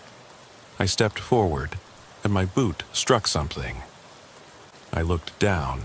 A discarded patrol cap, faded blue with a tarnished badge pinned on the front. Not mine, not any local department. The badge read, Border Patrol Agent, though the cap belonged to someone else, worn and stained. I lifted it, inhaled the sharp odor of sweat and dust. My blood ran cold. Border Patrol units use different channels, but sometimes we cross paths. But why would an agent leave their cap behind? Panic rose in my throat.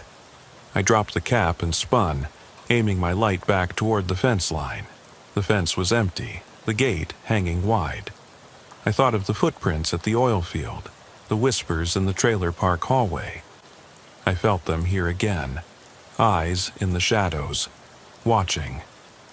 I ran back to the cruiser, the cap, forgotten in the dirt, and slammed the door shut. Inside, I checked the rearview mirror, nothing in sight. The world outside was still, the fence, the dark trees, the empty booth.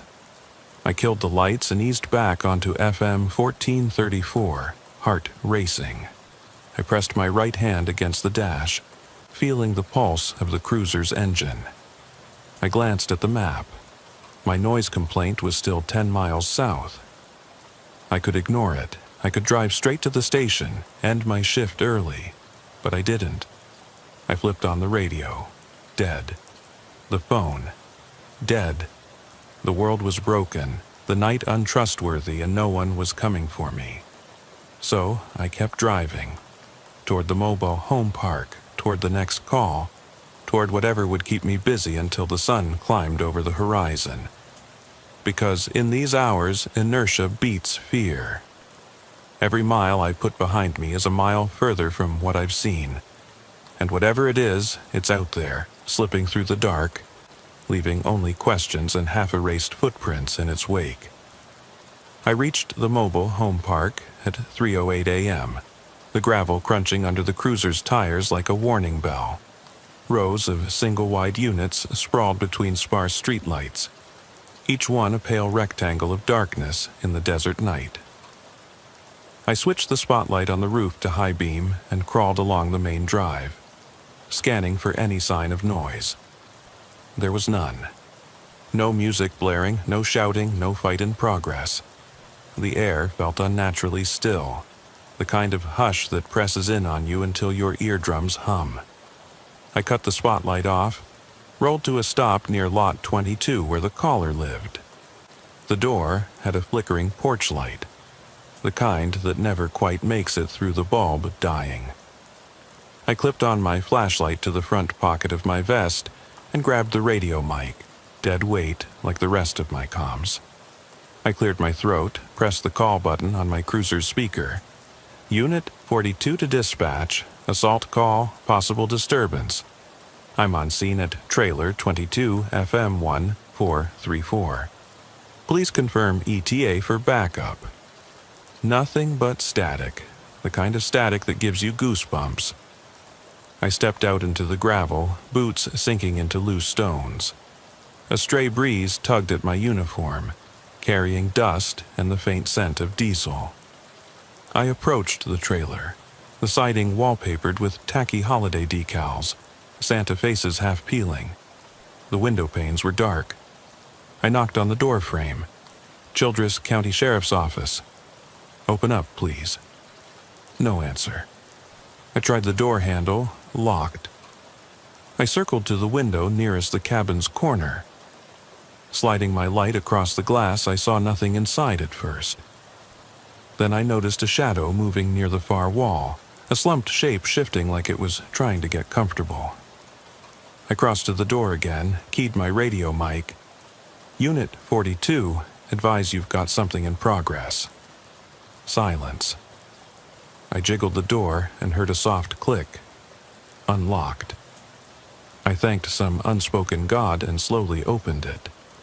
The interior light flickered on and off as I stepped inside, casting the trailer in strobing half-illumination. The air smelled like stale sweat and something rank. Rotting food, maybe.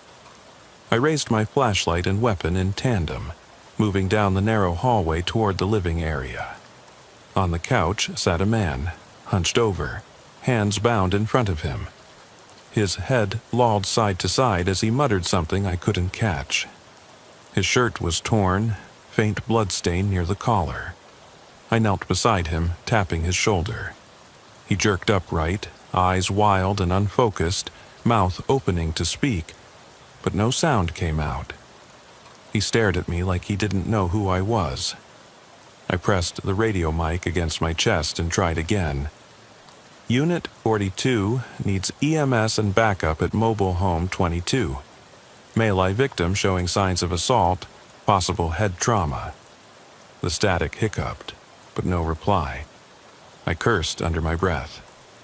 Of course, I returned focus to the man. "Sir, can you hear me?" I asked. He blinked rapidly and licked his lips.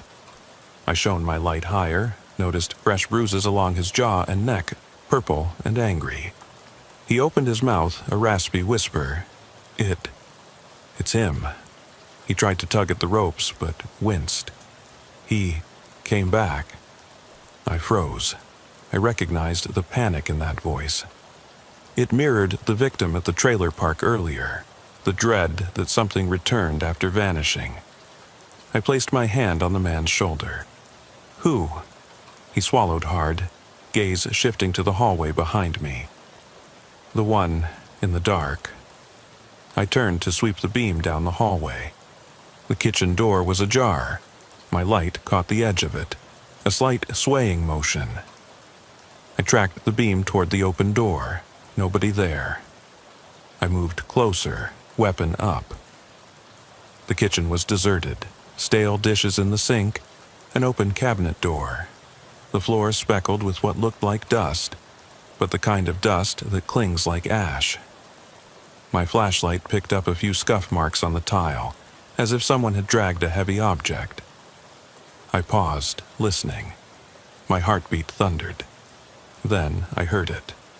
A low creak, like a floorboard settling, spun and chased the sound into the next room, what looked like a makeshift bedroom. The door lay in pieces on the floor, hinges broken, wood splintered. I stared at the destruction. No signs of forced entry from outside, only this interior damage. Whoever, it, had been in here moved through walls. My knuckles whitened on my flashlight handle. I stepped back toward the living area, mind racing. The bound man on the couch was breathing hard, tears glinting in his eyes. He said, his voice broke. He said, "Get out." The words pressed with a familiarity that sent ice through my veins. I forced myself to speak. "I'm going to get help," I said. He nodded, but his eyes stayed fixed on the bedroom door. Don't go in there again," he said in a whisper. I swallowed and stood. The trailer felt suffocating. I crossed to the front door, hand on the knob. Before I could turn it, the porch light outside went out. I froze, blood roaring in my ears. A soft thump sounded on the roof above me. I looked up, saw nothing but corrugated aluminum. Then the thump again, slow and measured, like footsteps pacing an attic. I yanked the door open and dashed outside, adrenaline spiking. The night air hit me like a wall, full of starlight and dust. I half expected to see someone on the roof. Someone perched above me, but there was nothing. My flashlight swept to the top of the trailer.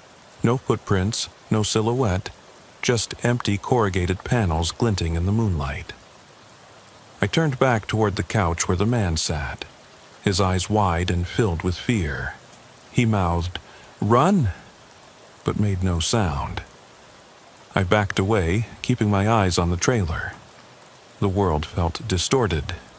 The gravel beneath my boots, the distant hiss of desert wind, and that sinister quiet that screamed of hidden watchers. I climbed back into the cruiser, hands shaking so hard I nearly dropped my keys. I locked the doors and sat, staring at Trailer 22's darkened silhouette. The bound man's gaze haunted me, but what rattled me most was the thought that whatever prowled these shadows was not human, not someone I could chase down with conventional tactics. It moved through walls, appeared and vanished on its own terms, and spoke with a voice that I couldn't place. I started the engine at 3:22 a.m. and drove away without looking back. The cruiser's headlights cut through the night as I steered onto the main road, the mobile home park disappearing in my rearview mirror.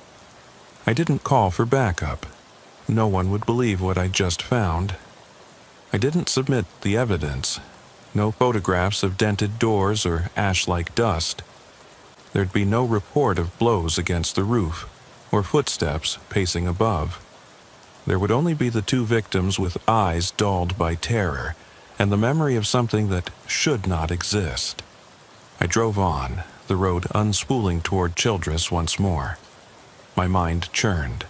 Memories of a fellow deputy who stopped answering calls, the man in the trailer telling me to run, the footprints that led nowhere, the whisper on the CB radio urging, "Stand by." I rounded a curve, my elbow brushing the open map on the passenger seat, and realized I was ready to call it. End the night early, hand off the shift. But something kept me driving, a stubborn refusal to let this break me, a duty ingrained too deep to ignore. The highway stretched silent ahead, highway reflectors guiding me through the darkness. My thoughts drifted to the cemetery patrol years ago, how I'd seen a figure glide between stones, vanish into fog. The echo of a whisper behind me telling me to leave. I gripped the wheel tighter. I'd run from that shift too. But here, on this graveyard of trailers and pump jacks, the running never felt far enough. I glanced at the cruiser dash, 3:45 a.m., a quarter hour until shift's end. The sun would rise soon, or so they said. But dawn never felt like salvation. It only pulls back the curtain on a night that never truly ends. I exhaled, squared my shoulders, and steered north toward the station. I'd finish the paperwork, log the assault, note the disturbance, and leave out the rest. Some things weren't meant for reports.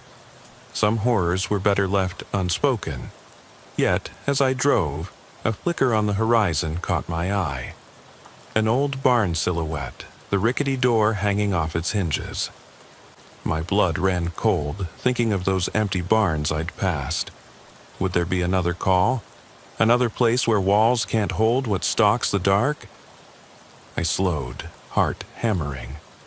For a moment, I considered pulling over, confronting it one last time, but the rational side of me clenched tight. I turned the spotlight away and pressed on. Night's secrets still had a few stops left before daylight, and I was determined to see them through. Even if it meant threading the needle between reason and madness, I would not quit. There was duty in driving through shadows, in shining a light where nothing wants to be seen, even if that light only casts more darkness in your mind. Because as log reports and radio logs will never show, some truths only surface when sanity frays, and I'd spent too many years chasing those truths to stop now. The sun was coming, but until then, someone had to keep the road alive with headlights cutting through the dark, and I was that someone. I cruised back onto US 281, the road's centerline melting into darkness ahead, and tried to steady my breathing. My hands were slick on the wheel from sweat and dust. The assault at the trailer park, the broken bedroom door, the footsteps overhead, it all felt like the same thing creeping through the Texas night, slipping through walls and waiting in shadows. I glanced at the dash clock. 4:02 a.m. My shift officially ended 2 minutes ago, but I sat frozen, suddenly unwilling to call it quits. Behind me, the mobile home park faded into night. Ahead, the oil fields stretched on. I flicked on the cruiser's spotlight briefly to check the road shoulders. Empty, except for the scratch of mesquite silhouettes against the horizon. I cut it off and slipped onto the shoulder, killing the engine. The canyon of silence swallowed me. I unshouldered my weapon and stepped out into the warm desert air. Crickets chirped, distant coyotes yelped, and the wind whispered through dry grass. It felt almost peaceful, deceptively so. I pressed my palm against the cruiser's hood, wings of heat rising off the metal. I needed to think. I pulled my map from the console and laid it across the hood. FM roads, county lines, tiny dots marking ranches and towns I'd never heard of. I traced a finger south toward Beaver Creek Road, where a hollowed-out barn had been reported abandoned last year. Some curiosity got under my skin, a compulsion to investigate every cracked doorway and empty lot where fear might dwell. I could feel it pooling in my chest, a leaden weight. I slid back into the driver's seat, map on my lap, and punched Beaver Creek Road into my GPS. The device blinked, recalculated, and displayed a dirt track branching off to the west. I flicked on the spotlight and pulled onto the dusty road. The tires spat gravel. The cab filled with the scent of oil and old upholstery. I switched off the spotlight, let only the headlights guide me. The track narrowed, bordered by looming mesquite groves, until I reached a gate marked by 2 weathered posts. I killed the engine and stepped out again. The barn stood half a mile ahead, its silhouette jagged like broken teeth against the dim sky.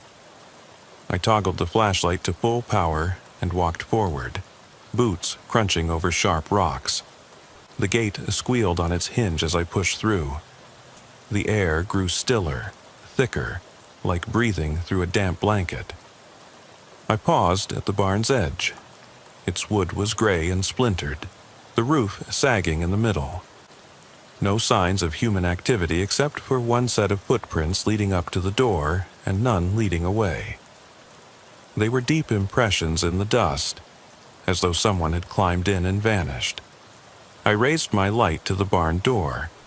It was slightly ajar, as though propped half open. I called out, voice echoing, "Sheriff's office. Anyone here?" No answer. Just the groan of the wind shifting loose boards. I took a breath and shoved the door wider, weapon drawn. My flashlight beam illuminated a dirt floor strewn with animal bones and dried straw. At the far end, a lone metal drum lay on its side, dented and stained dark. The smell of mildew and something fouler, like old sweat and rusted iron, rose in my nostrils. Inside, silence held fast. I swept my light left and right. Empty stalls, a tangle of broken fence rails, a tattered rope coiled by a support beam. Nothing moved. Then I caught a flicker at the corner of the rafters. A piece of cloth draped over a beam, fluttering in the breeze from the broken roof panels. I stepped forward, heart hammering. As I neared, the fluttering slowed, then stopped altogether. The cloth hung motionless. I leaned in and saw what it was, a faded blue uniform shirt, one sleeve ripped, a chest badge pinned askew. Not mine, not any department I recognized. My chest pinched. Memories flashed. Garcia's silent face, the man in the trailer pleading, "Get out!" The whisper on the CB radio urging, "Stand by." This was another piece of the same puzzle. I reached out, thumb brushing the badge. It felt sticky, like dried blood. I jerked my hand back and shone the light on the fabric, streaks of dark red marring the sleeve. I swallowed hard, grit in my throat, and yanked the shirt free. A sudden scrape above me made me whip my head up. My light pierced a lofted hayloft platform where a shadow crouched, tall, gaunt, limbs folded unnaturally. I stumbled backward, breathing catching. It didn't move, didn't speak. Its face was obscured in darkness, but I felt its eyes drilling into me. Then it slid from the beam and vanished. No sound, just empty air where the shadow had been. My legs locked, but instinct kicked in. I sprinted for the barn door, heart raging in my temples. I burst into the open and didn't stop running until the beam of my headlights hit the cruiser. I dove in, slammed the door, and locked it.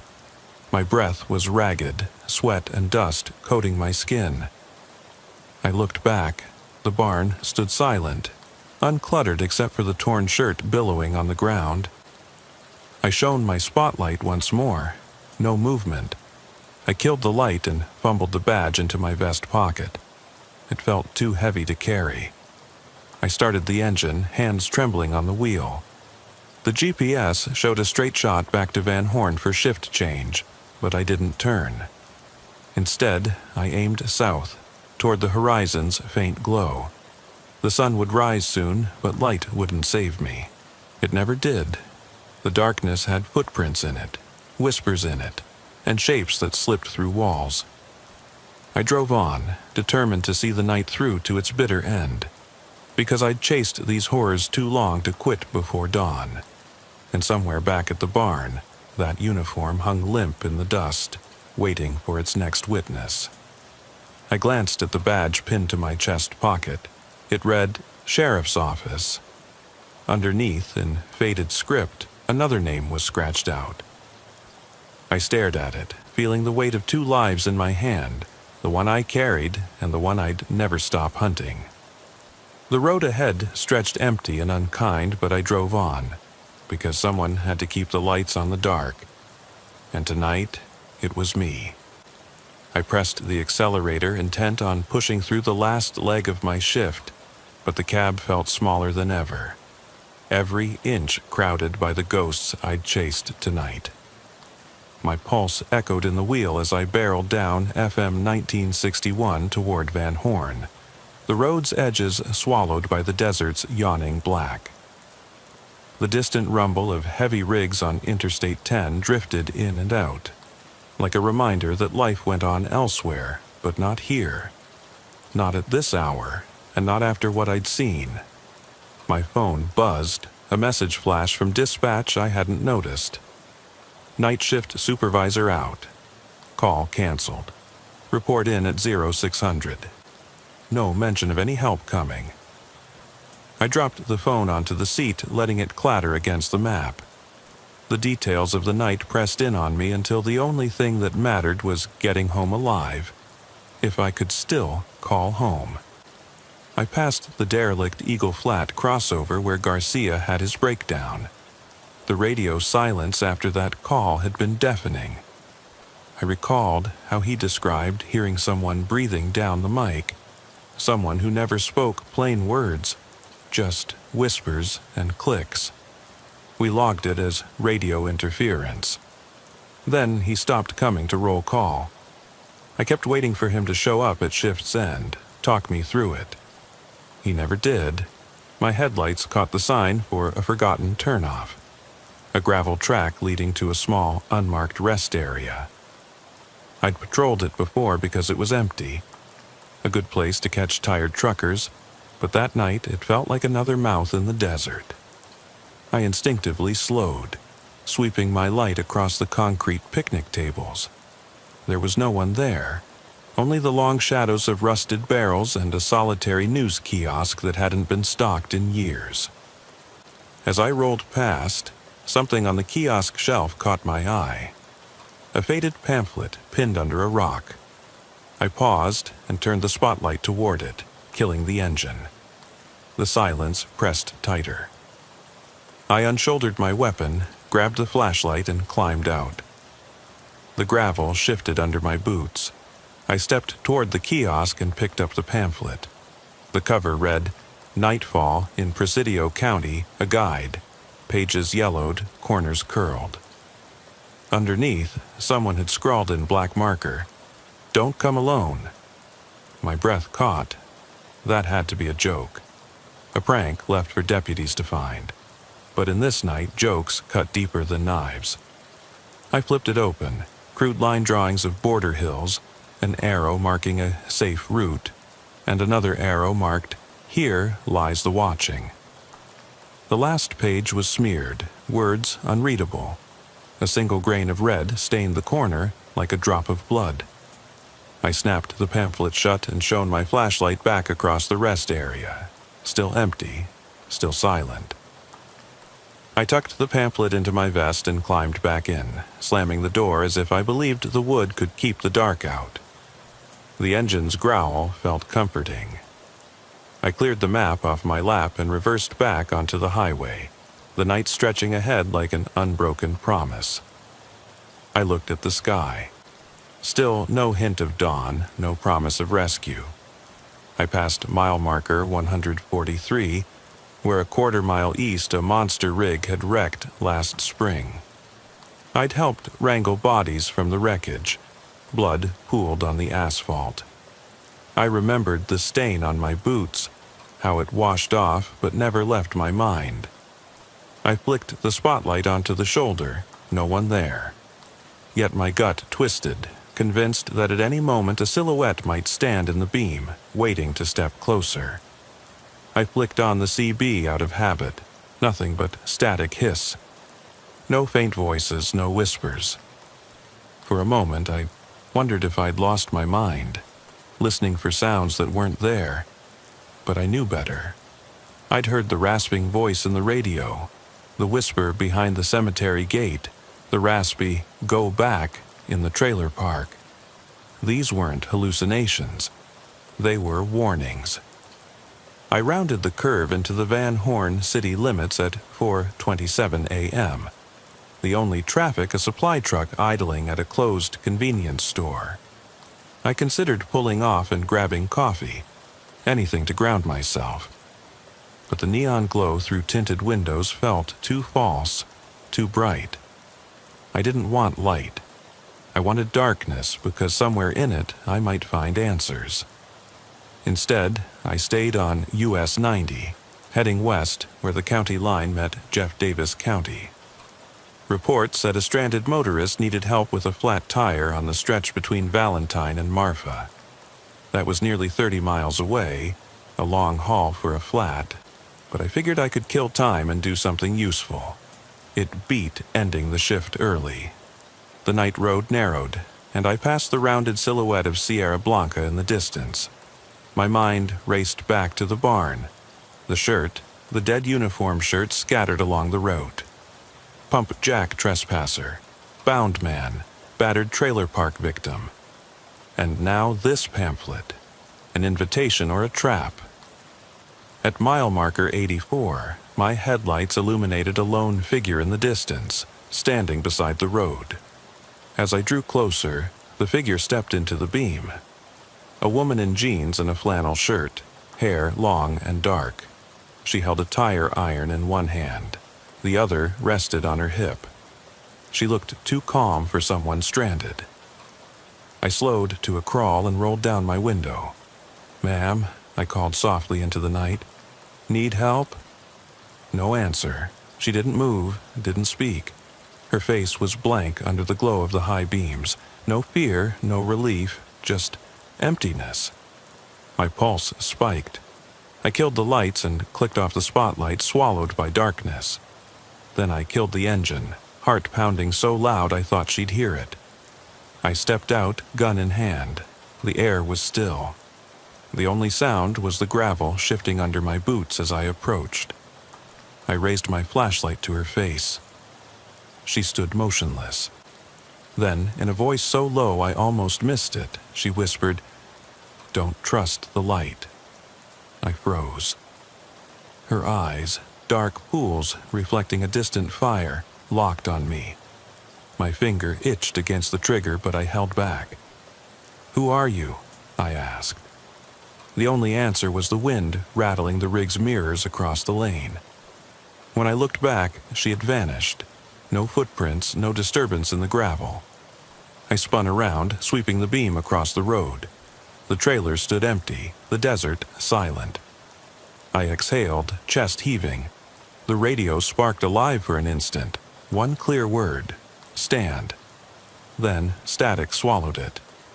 I yanked on the mic, nothing. I jogged back to the cruiser and slammed the door shut. I sat behind the wheel, chest heaving, mind screaming.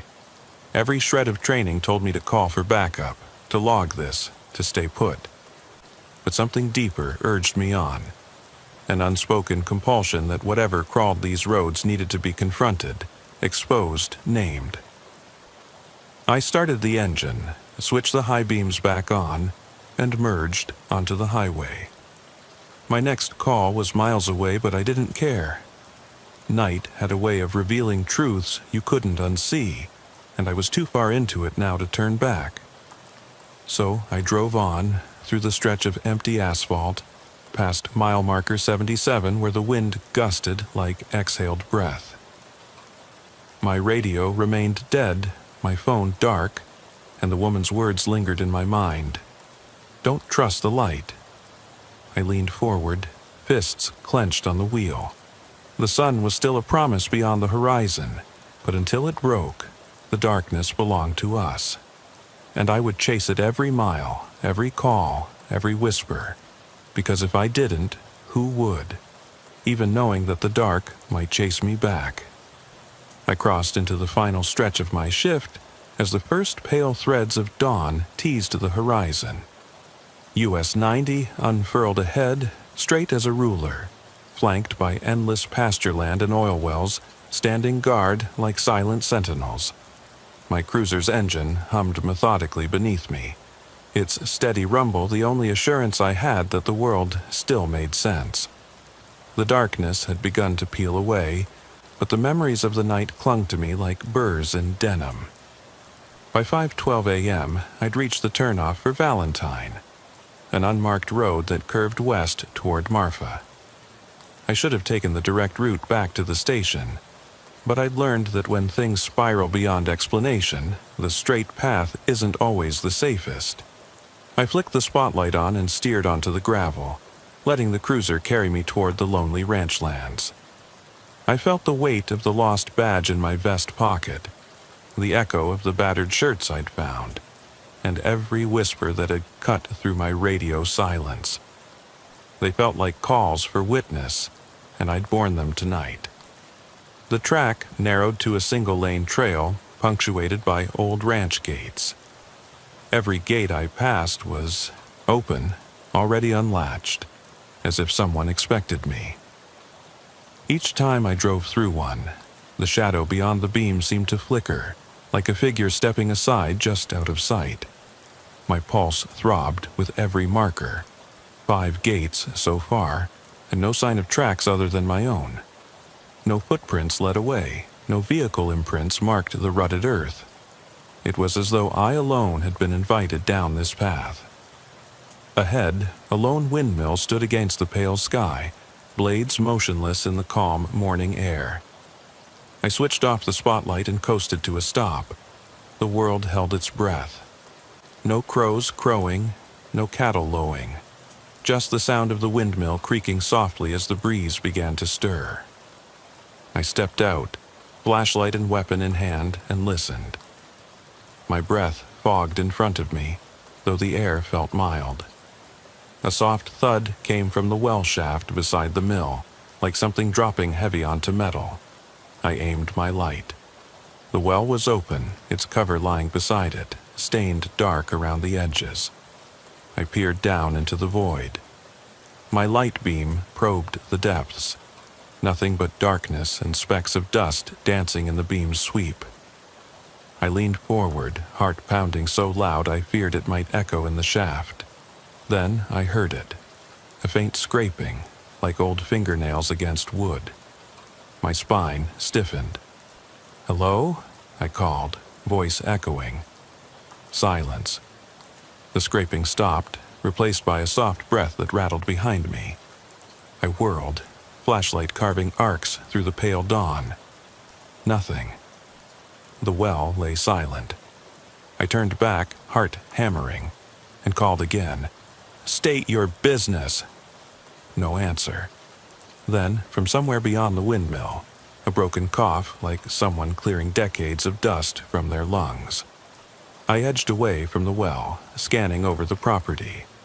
A weathered stone marker stood by a lone mesquite tree a few yards off, half buried in scrub. I walked toward it, boots crunching dry leaves. On the marker, etched letters were worn nearly smooth. R.K. Reynasri, 1942. The date didn't register until I touched the stone with my flashlight's beam. Over 80 years old. The well shaft beside the windmill had been part of the original homestead. This marker told me someone had been buried here long ago. Yet the well gaped open, its cover cast aside like yesterday's trash. I angled my light back to the well. The stones surrounding it were freshly disturbed, the dirt loose. Someone, or something, had exhumed this place. My stomach turned. I stumbled back toward the cruiser, head swimming with the images of the night. Phantom figures vanishing in barns, pajamas smeared with ash in trailers, the battered shirt hanging in the dust, the admonition not to trust the light. All of it pointed to something ancient, patient, stalking these forgotten places. I half expected the ground to shudder or a hand to shoot up through the well, but the earth lay still as if holding its breath. I reached the cruiser, jamming the passenger door open, and yanked the radio mic. "Dispatch, Unit 42, I'm off route. Requires investigation at an old homestead, well, coordinates." My voice cracked, but the speaker stayed silent. I pressed the PTT until my finger ached. Still nothing. Somewhere in the shadow of that windmill, the same breath rasped again, shallow, deliberate, letting me know I wasn't alone. I slammed the door shut and killed the engine. The morning light bled stronger across the plains, yet the darkness thrummed through the ground beneath me. I knew I could call for backup. File an official report on disturbed graves, stolen remains. They'd send a CSI team, maybe dig up the well. They'd plaster caution tape and take photographs. But none of that would capture the dread that wrapped around your soul when you knew someone, or something, had climbed out of an old grave to walk the land again. I slid lower in the seat, shakily removed the battered badge from my vest, and laid it on the dash. The light glinted off the nameplate, worn but still legible. Sheriff's Office, J. Harlan. I coughed, my throat dry. I thought of my daughter's goodnight prayer, keep him safe, and felt a hollow ache in my chest. How could I protect anyone from this nightmare that slipped through walls and rose from old wells? A single crow cried in the distance, and the silhouette of its cawing figure passed in front of the rising sun. I grabbed the badge, shoved it back into my vest pocket, and stared at the windmill's dark blades, now still as tombstones. My radio crackled once, just static, but I caught a whisper buried in the hiss. "Stay." It was pulled away before I could grasp it. I exhaled slowly, gripping the wheel. I had one last duty: finish my shift, return the cruiser, walk back into the bright office where the walls held no secrets. But I knew the darkness would follow me through that door, trailing footprints on the polished floor, leaving whispers in my locker. I would log a routine homestead check, note the disturbance at the well, but I would leave out the half-erased scrawl on the dispatch sheet, the flicker of shapes beyond the beams, the voice telling me to stay. Because some things aren't meant to be fully reported. They live between the lines, in the spaces where reason crumbles. And when daylight arrives, it only demonstrates how little you truly saw. I turned the key, let the engine roll, and eased back onto the gravel track. Behind me, the windmill stood silent, guard over the open well. The sun edged higher, chasing the shadows, but the hush of the desert held fast. I drove on, the badge cold against my ribs, the dawn turning to morning, and I understood that this night would never end. Because wherever the darkness gathers, it leaves behind questions that refuse to be answered, and footprints that vanish by sunrise. I've been on the road for nearly 6 years now, and I've learned the hard way that silence can be as loud as gunshots. It was March of 2024 when I first felt it, this slow, grinding dread that settled into my bones like dust in the dry West Texas wind. I was working the 1 a.m. to 7 a.m. shift out of the Van Horn substation, and that night the air was dead still, the kind of quiet that makes you jump at every whisper of your own breathing. I remember punching in at 12:47 a.m., grabbing my gear and sliding into the driver's seat of my cruiser.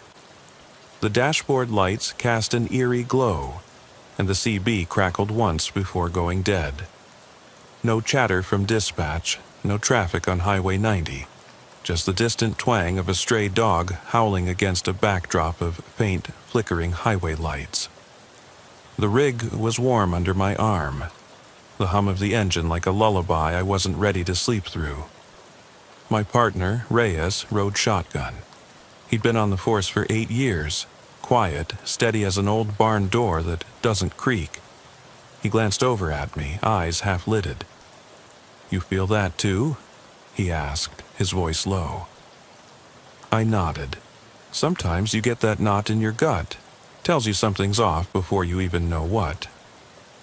We had exactly one call on our sheet. A welfare check at an abandoned oil field camp outside of Pecos.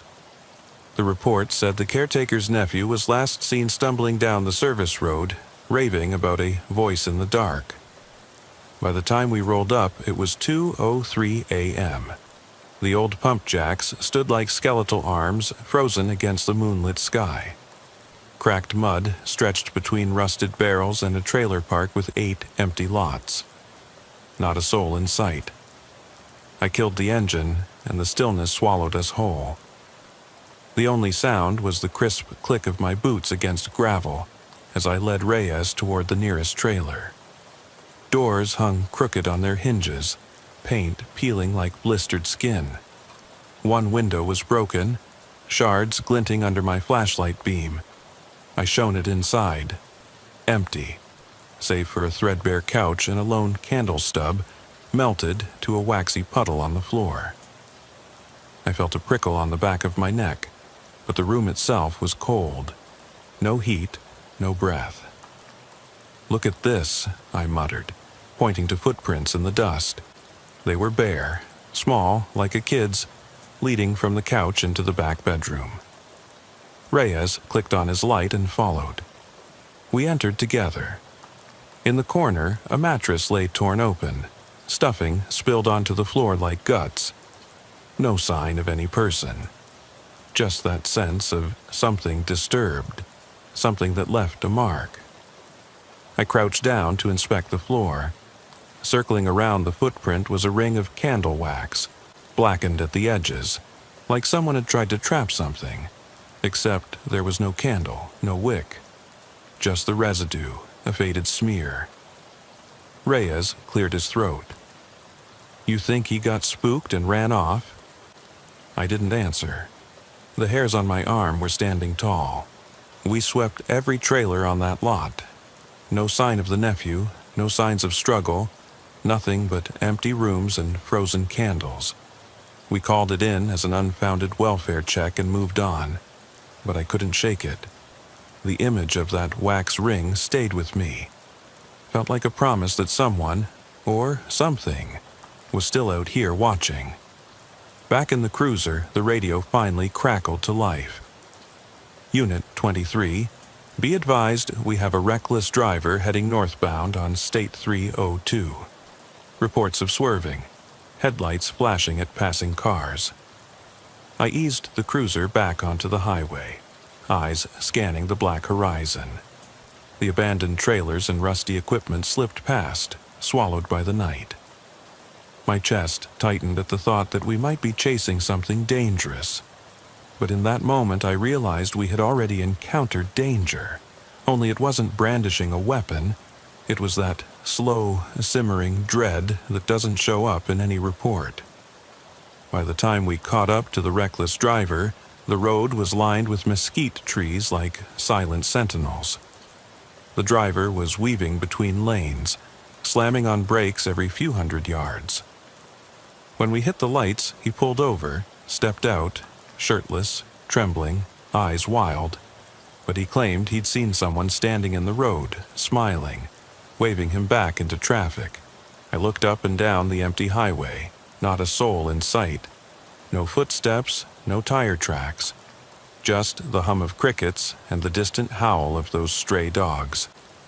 He wasn't lying. Whatever had spooked the kid back at the trailers was out here too, playing games with drivers. That's when I heard it. A faint whisper over the CB. not the usual static lathered with garbled voices. This was a single word, stretched out, like someone caught between breath and speech. Welcome. It cut through the silence, and for a split second both Reyes and I froze. We stared at each other, hearts pounding so hard I swear our chests rattled. Then the whisper vanished, and the CB fell silent once more. I radioed dispatch. Copy that. Be advised, possible prank? Negative on any visual, just radio. We're proceeding with caution. My voice sounded hollow. Even as we turned back onto the highway, I could still taste that word on my tongue, feel its weight pressing against my mind. We never found the nephew. We never found what made that boy bolt from the oil field trailers in the first place. But I know now that night shifted something in me. I used to think danger was a stranger holding a gun. Now I know it can be a voice, a whisper, a candle stub in a ring of dust, and it can follow you home, right into your dreams if you're not careful. I'll tell you about the second call later. For now, keep your eyes on the road, and whatever you do, don't answer the radio when it hisses your name. I didn't sleep more than an hour that morning, the whisper still echoing in my head as daylight cracked over Van Horn. I tried to shrug it off, chalk it up to morale and too many late nights, but by the time I punched back in at 1:07 a.m. 2 days later, I was already on edge. I told myself this shift would be routine, just a simple check on a stranded motorist near Childress.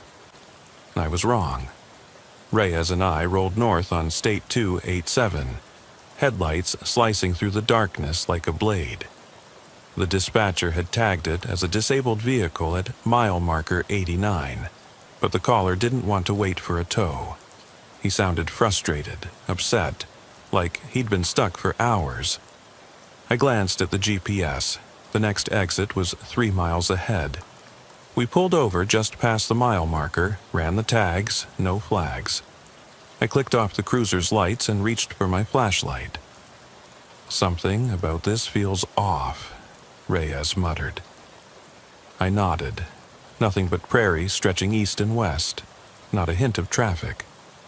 The blinds of the disabled sedan reflected our flashlight's back, empty except for a single jacket dangling from the headrest. No driver. We stepped around to the driver's side. The door was unlocked. Wind rattled through a chipped window. I swallowed, reached in, and flicked on the dome light. The jacket lay folded neatly, as if someone had set it there intentionally. No footprints in the gravel, no sign of a struggle. Just emptiness. "Hey," Reyes said, scanning the radio. "Dispatch, Unit 23, we've got a solo car, no one around." Plate matches, no occupants. Static. Then a click. A voice, low, raspy, came through the mic. "Help." It lingered, barely audible, then cut out. My heart slammed. Reyes and I locked eyes, adrenaline flooding. I keyed the microphone. "Show us the location, dispatch." Nothing but heavy breathing. Not through the speaker, but from behind me. I twisted. Reyes was already drawing his torch across the back seat. I stayed on the driver's side, flashlight sweeping. "Hello?" I called into the darkness. My words sounded hollow. The breathing grew louder, raspy. I took a step back, realizing it wasn't in the car at all, but behind the tailgate. I sidestepped and trained the beam on the bed of the truck parked on the shoulder. Another patrol unit wrapping up a hit and run. The tailgate was down. Nothing there except dust and dead tumbleweeds. "Reyes," I hissed, signaling him around the car. He circled, eyes narrowed, then froze, pointing. I turned my light to the shoulder beside the guardrail. There, half in shadow, was a single muddy footprint. It was too large for a man, almost grotesquely wide. Before I could identify it, the breathing crackled over the radio again, this time clear. "Don't trust the road." I slammed my hand on the cruiser and fumbled for the mic. "Dispatch, where are you? Identify yourself." Static. Then the faint hiss of footsteps, slow, deliberate, trailing away. I caught a glimpse, a silhouette at the edge of the headlights, impossibly tall, shoulders hunched. It slipped into the roadside brush, and my stomach turned cold. "Shit," I muttered. "We need backup." Reyes and I climbed back into the cruiser. He hit lights and I keyed the mic. "Units 23 and 24. Request immediate assistance. Possible subject on foot." My voice cracked as we peeled away, tires spitting gravel. Radio went silent. No response, no acknowledgement.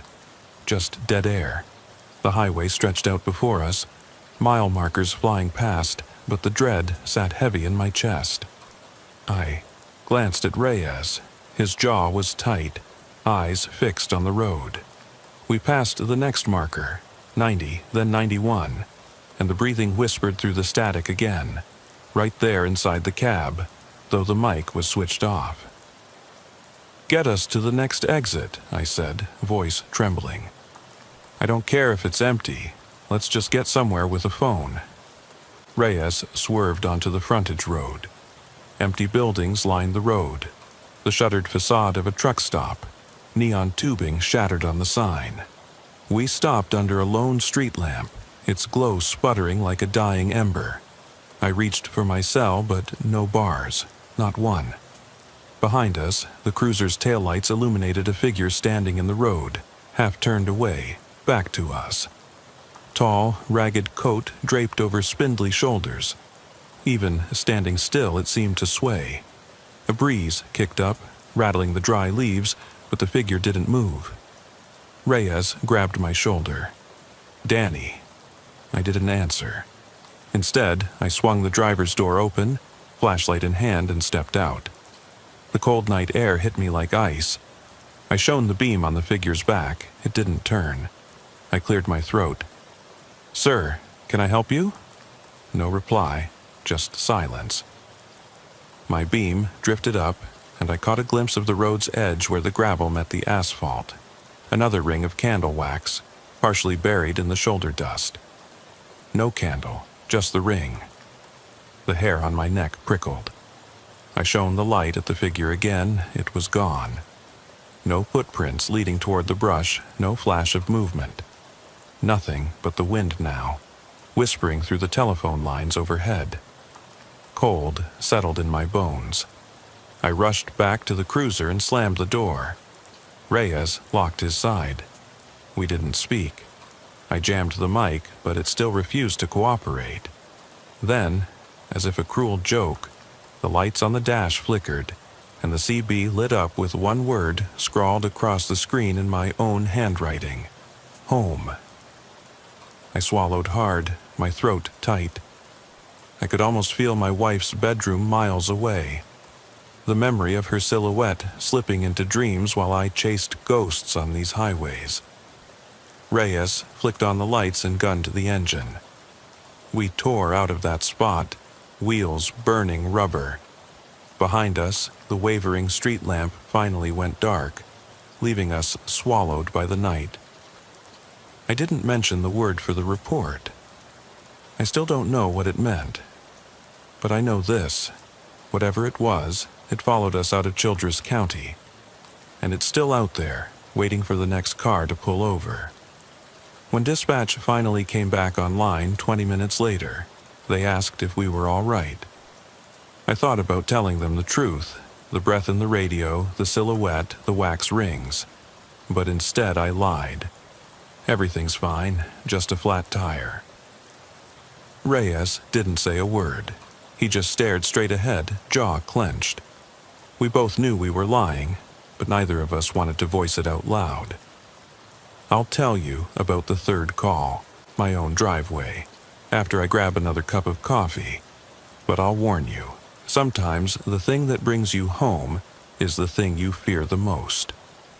I rolled into my driveway at exactly 3:12 a.m., the dashboard clock glowing like a warning. The street was empty, houses darkened, rows of silhouettes under the Texas moon.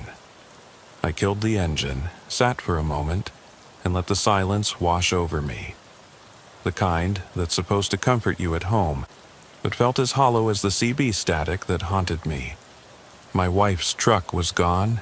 She'd taken the kids to her mother's for the weekend. Thank God she had. I reached over, clicked off the cruiser's lights, and grabbed the duffel bag from the back seat. My hands were shaking so badly I almost dropped it. The whispers from the last 2 calls crawled under my skin, and for a second I thought I heard them echo off the garage door. Home. Don't trust the road. I stepped onto the front porch, the screen door's mesh scraping a soft protest as I pushed it closed behind me. Inside, the house was dark, except for the faint glow of the security panel by the door. I punched in the code and flicked on the hall light. The beam was dim, must have tripped a breaker, and it gave off that same sputtering buzz as every other light I'd flicked recently. I leaned against the wall, heart pounding, and tried to steady my breath. I set the duffel down by the stairs and shuffled to the kitchen for coffee. The pot was empty. My wife must have finished the last of it before she left. I clicked on the kettle, and it rattled to life. While it heated, I rifled through the mail on the counter. Bills, junk flyers, a note from my son's school about spring break, but my eyes kept flicking back to the window above the sink. Outside, a lone street lamp cast a yellow pool across the lawn. Beyond that, the road stretched out into darkness. The kettle clicked off. I poured the water into the French press but paused. There was something on the counter I hadn't noticed before. A single ring of melted candle wax, the color of old bone, right next to a coaster. No candle, no soot, just the wax. I stared at it, mind racing. How did that get there? I hadn't lit a candle in this house since Christmas, and never at 2 or 3 in the morning. Whoever, or whatever, left it knew where I lived. My skin prickled, and I almost dropped the press. I grabbed the printout of my last report from the table, my neatly typed notes about the disabled car and that silhouette, and ripped it in half. I stuffed the pieces in the trash. I didn't want any record of what happened, didn't want anyone poking around. Not dispatch, not detectives, nobody. This was between me and the night. I pressed down on the plunger, the coffee gurgling. I sipped it, bitter, burning, but it was the closest I'd felt to normal in days. I set the mug down and, on impulse, opened the back door to let in some cold air.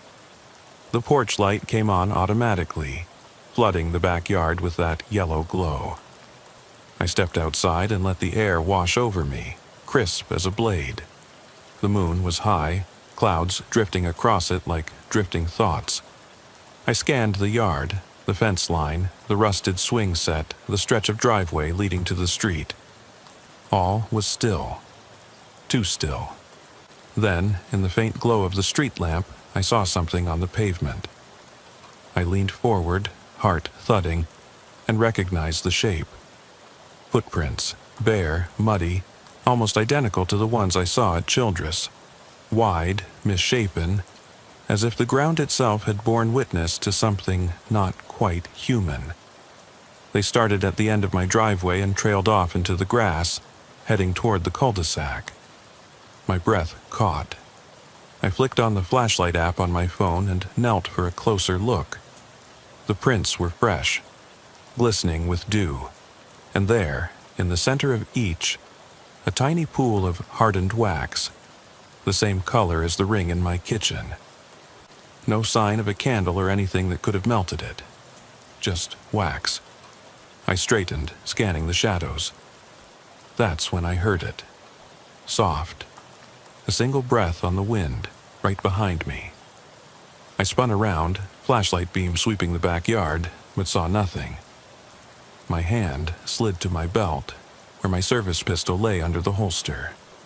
I hesitated, never wanted to draw it home, but the breath came again, closer, carrying a wet rasp like lungs forced through old leather.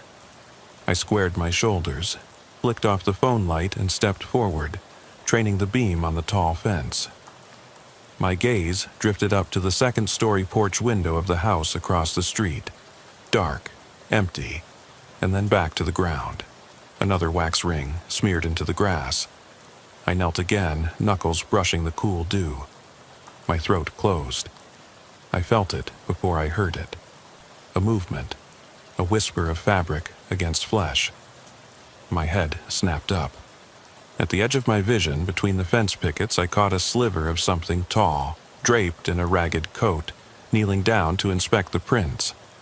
Its body was hunched, shoulders bared like broken branches, and the head was cocked, watching me. No face, just darkness under the hood. I stood, heart pounding. This was my property, my home. I fumbled for my phone to call 911, but as I raised it, the figure slipped back behind the fence and vanished into the yard of the silent house next door. No rustle of leaves, no snap of a twig. One moment there, the next, gone. I backed up, every instinct screaming to run inside, but my legs felt like lead. I swallowed hard, head clearing. I could grab the rifle from the closet, I thought. I could lock every door. But what good would it do? This wasn't about bullets. Whatever this was, it didn't bleed, it didn't scream, it just watched. I slammed the back door shut, locked it, and double-checked every deadbolt.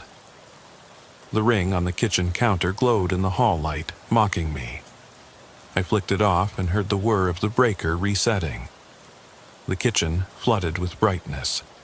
I raced back, no more half measures, and flicked on every lamp in the house until it was as bright as day. I paced for a minute, staring out each window. Still nothing. The only sound was the furnace kicking in downstairs, a low thrum that should have comforted me. Instead, it underscored the emptiness. I sank onto the couch, phone in hand, ready to call dispatch. I typed out, "Possible home intrusion, suspect disturbed prints," and then deleted it. No one would believe me. They'd chalk it up to a prowler or a stray kid with a candle. They'd ask questions. "Who's your source, sir? Exactly, what did you see?" I'd cross that line in my report and they'd send a unit. Then what? They'd find nothing, and I'd look like an idiot. I dropped the phone and slid down, head in hands. The coffee was cold now. I could smell the March air drifting through a cracked window. I thought of Reyes, of that silhouette on the road, of the kid at Childress who said someone waved him back into traffic, of the nephew who vanished into the oil field trailers.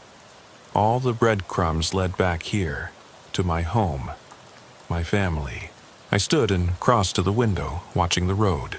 No headlights, no movement, only moon and darkness, and the echo of a word.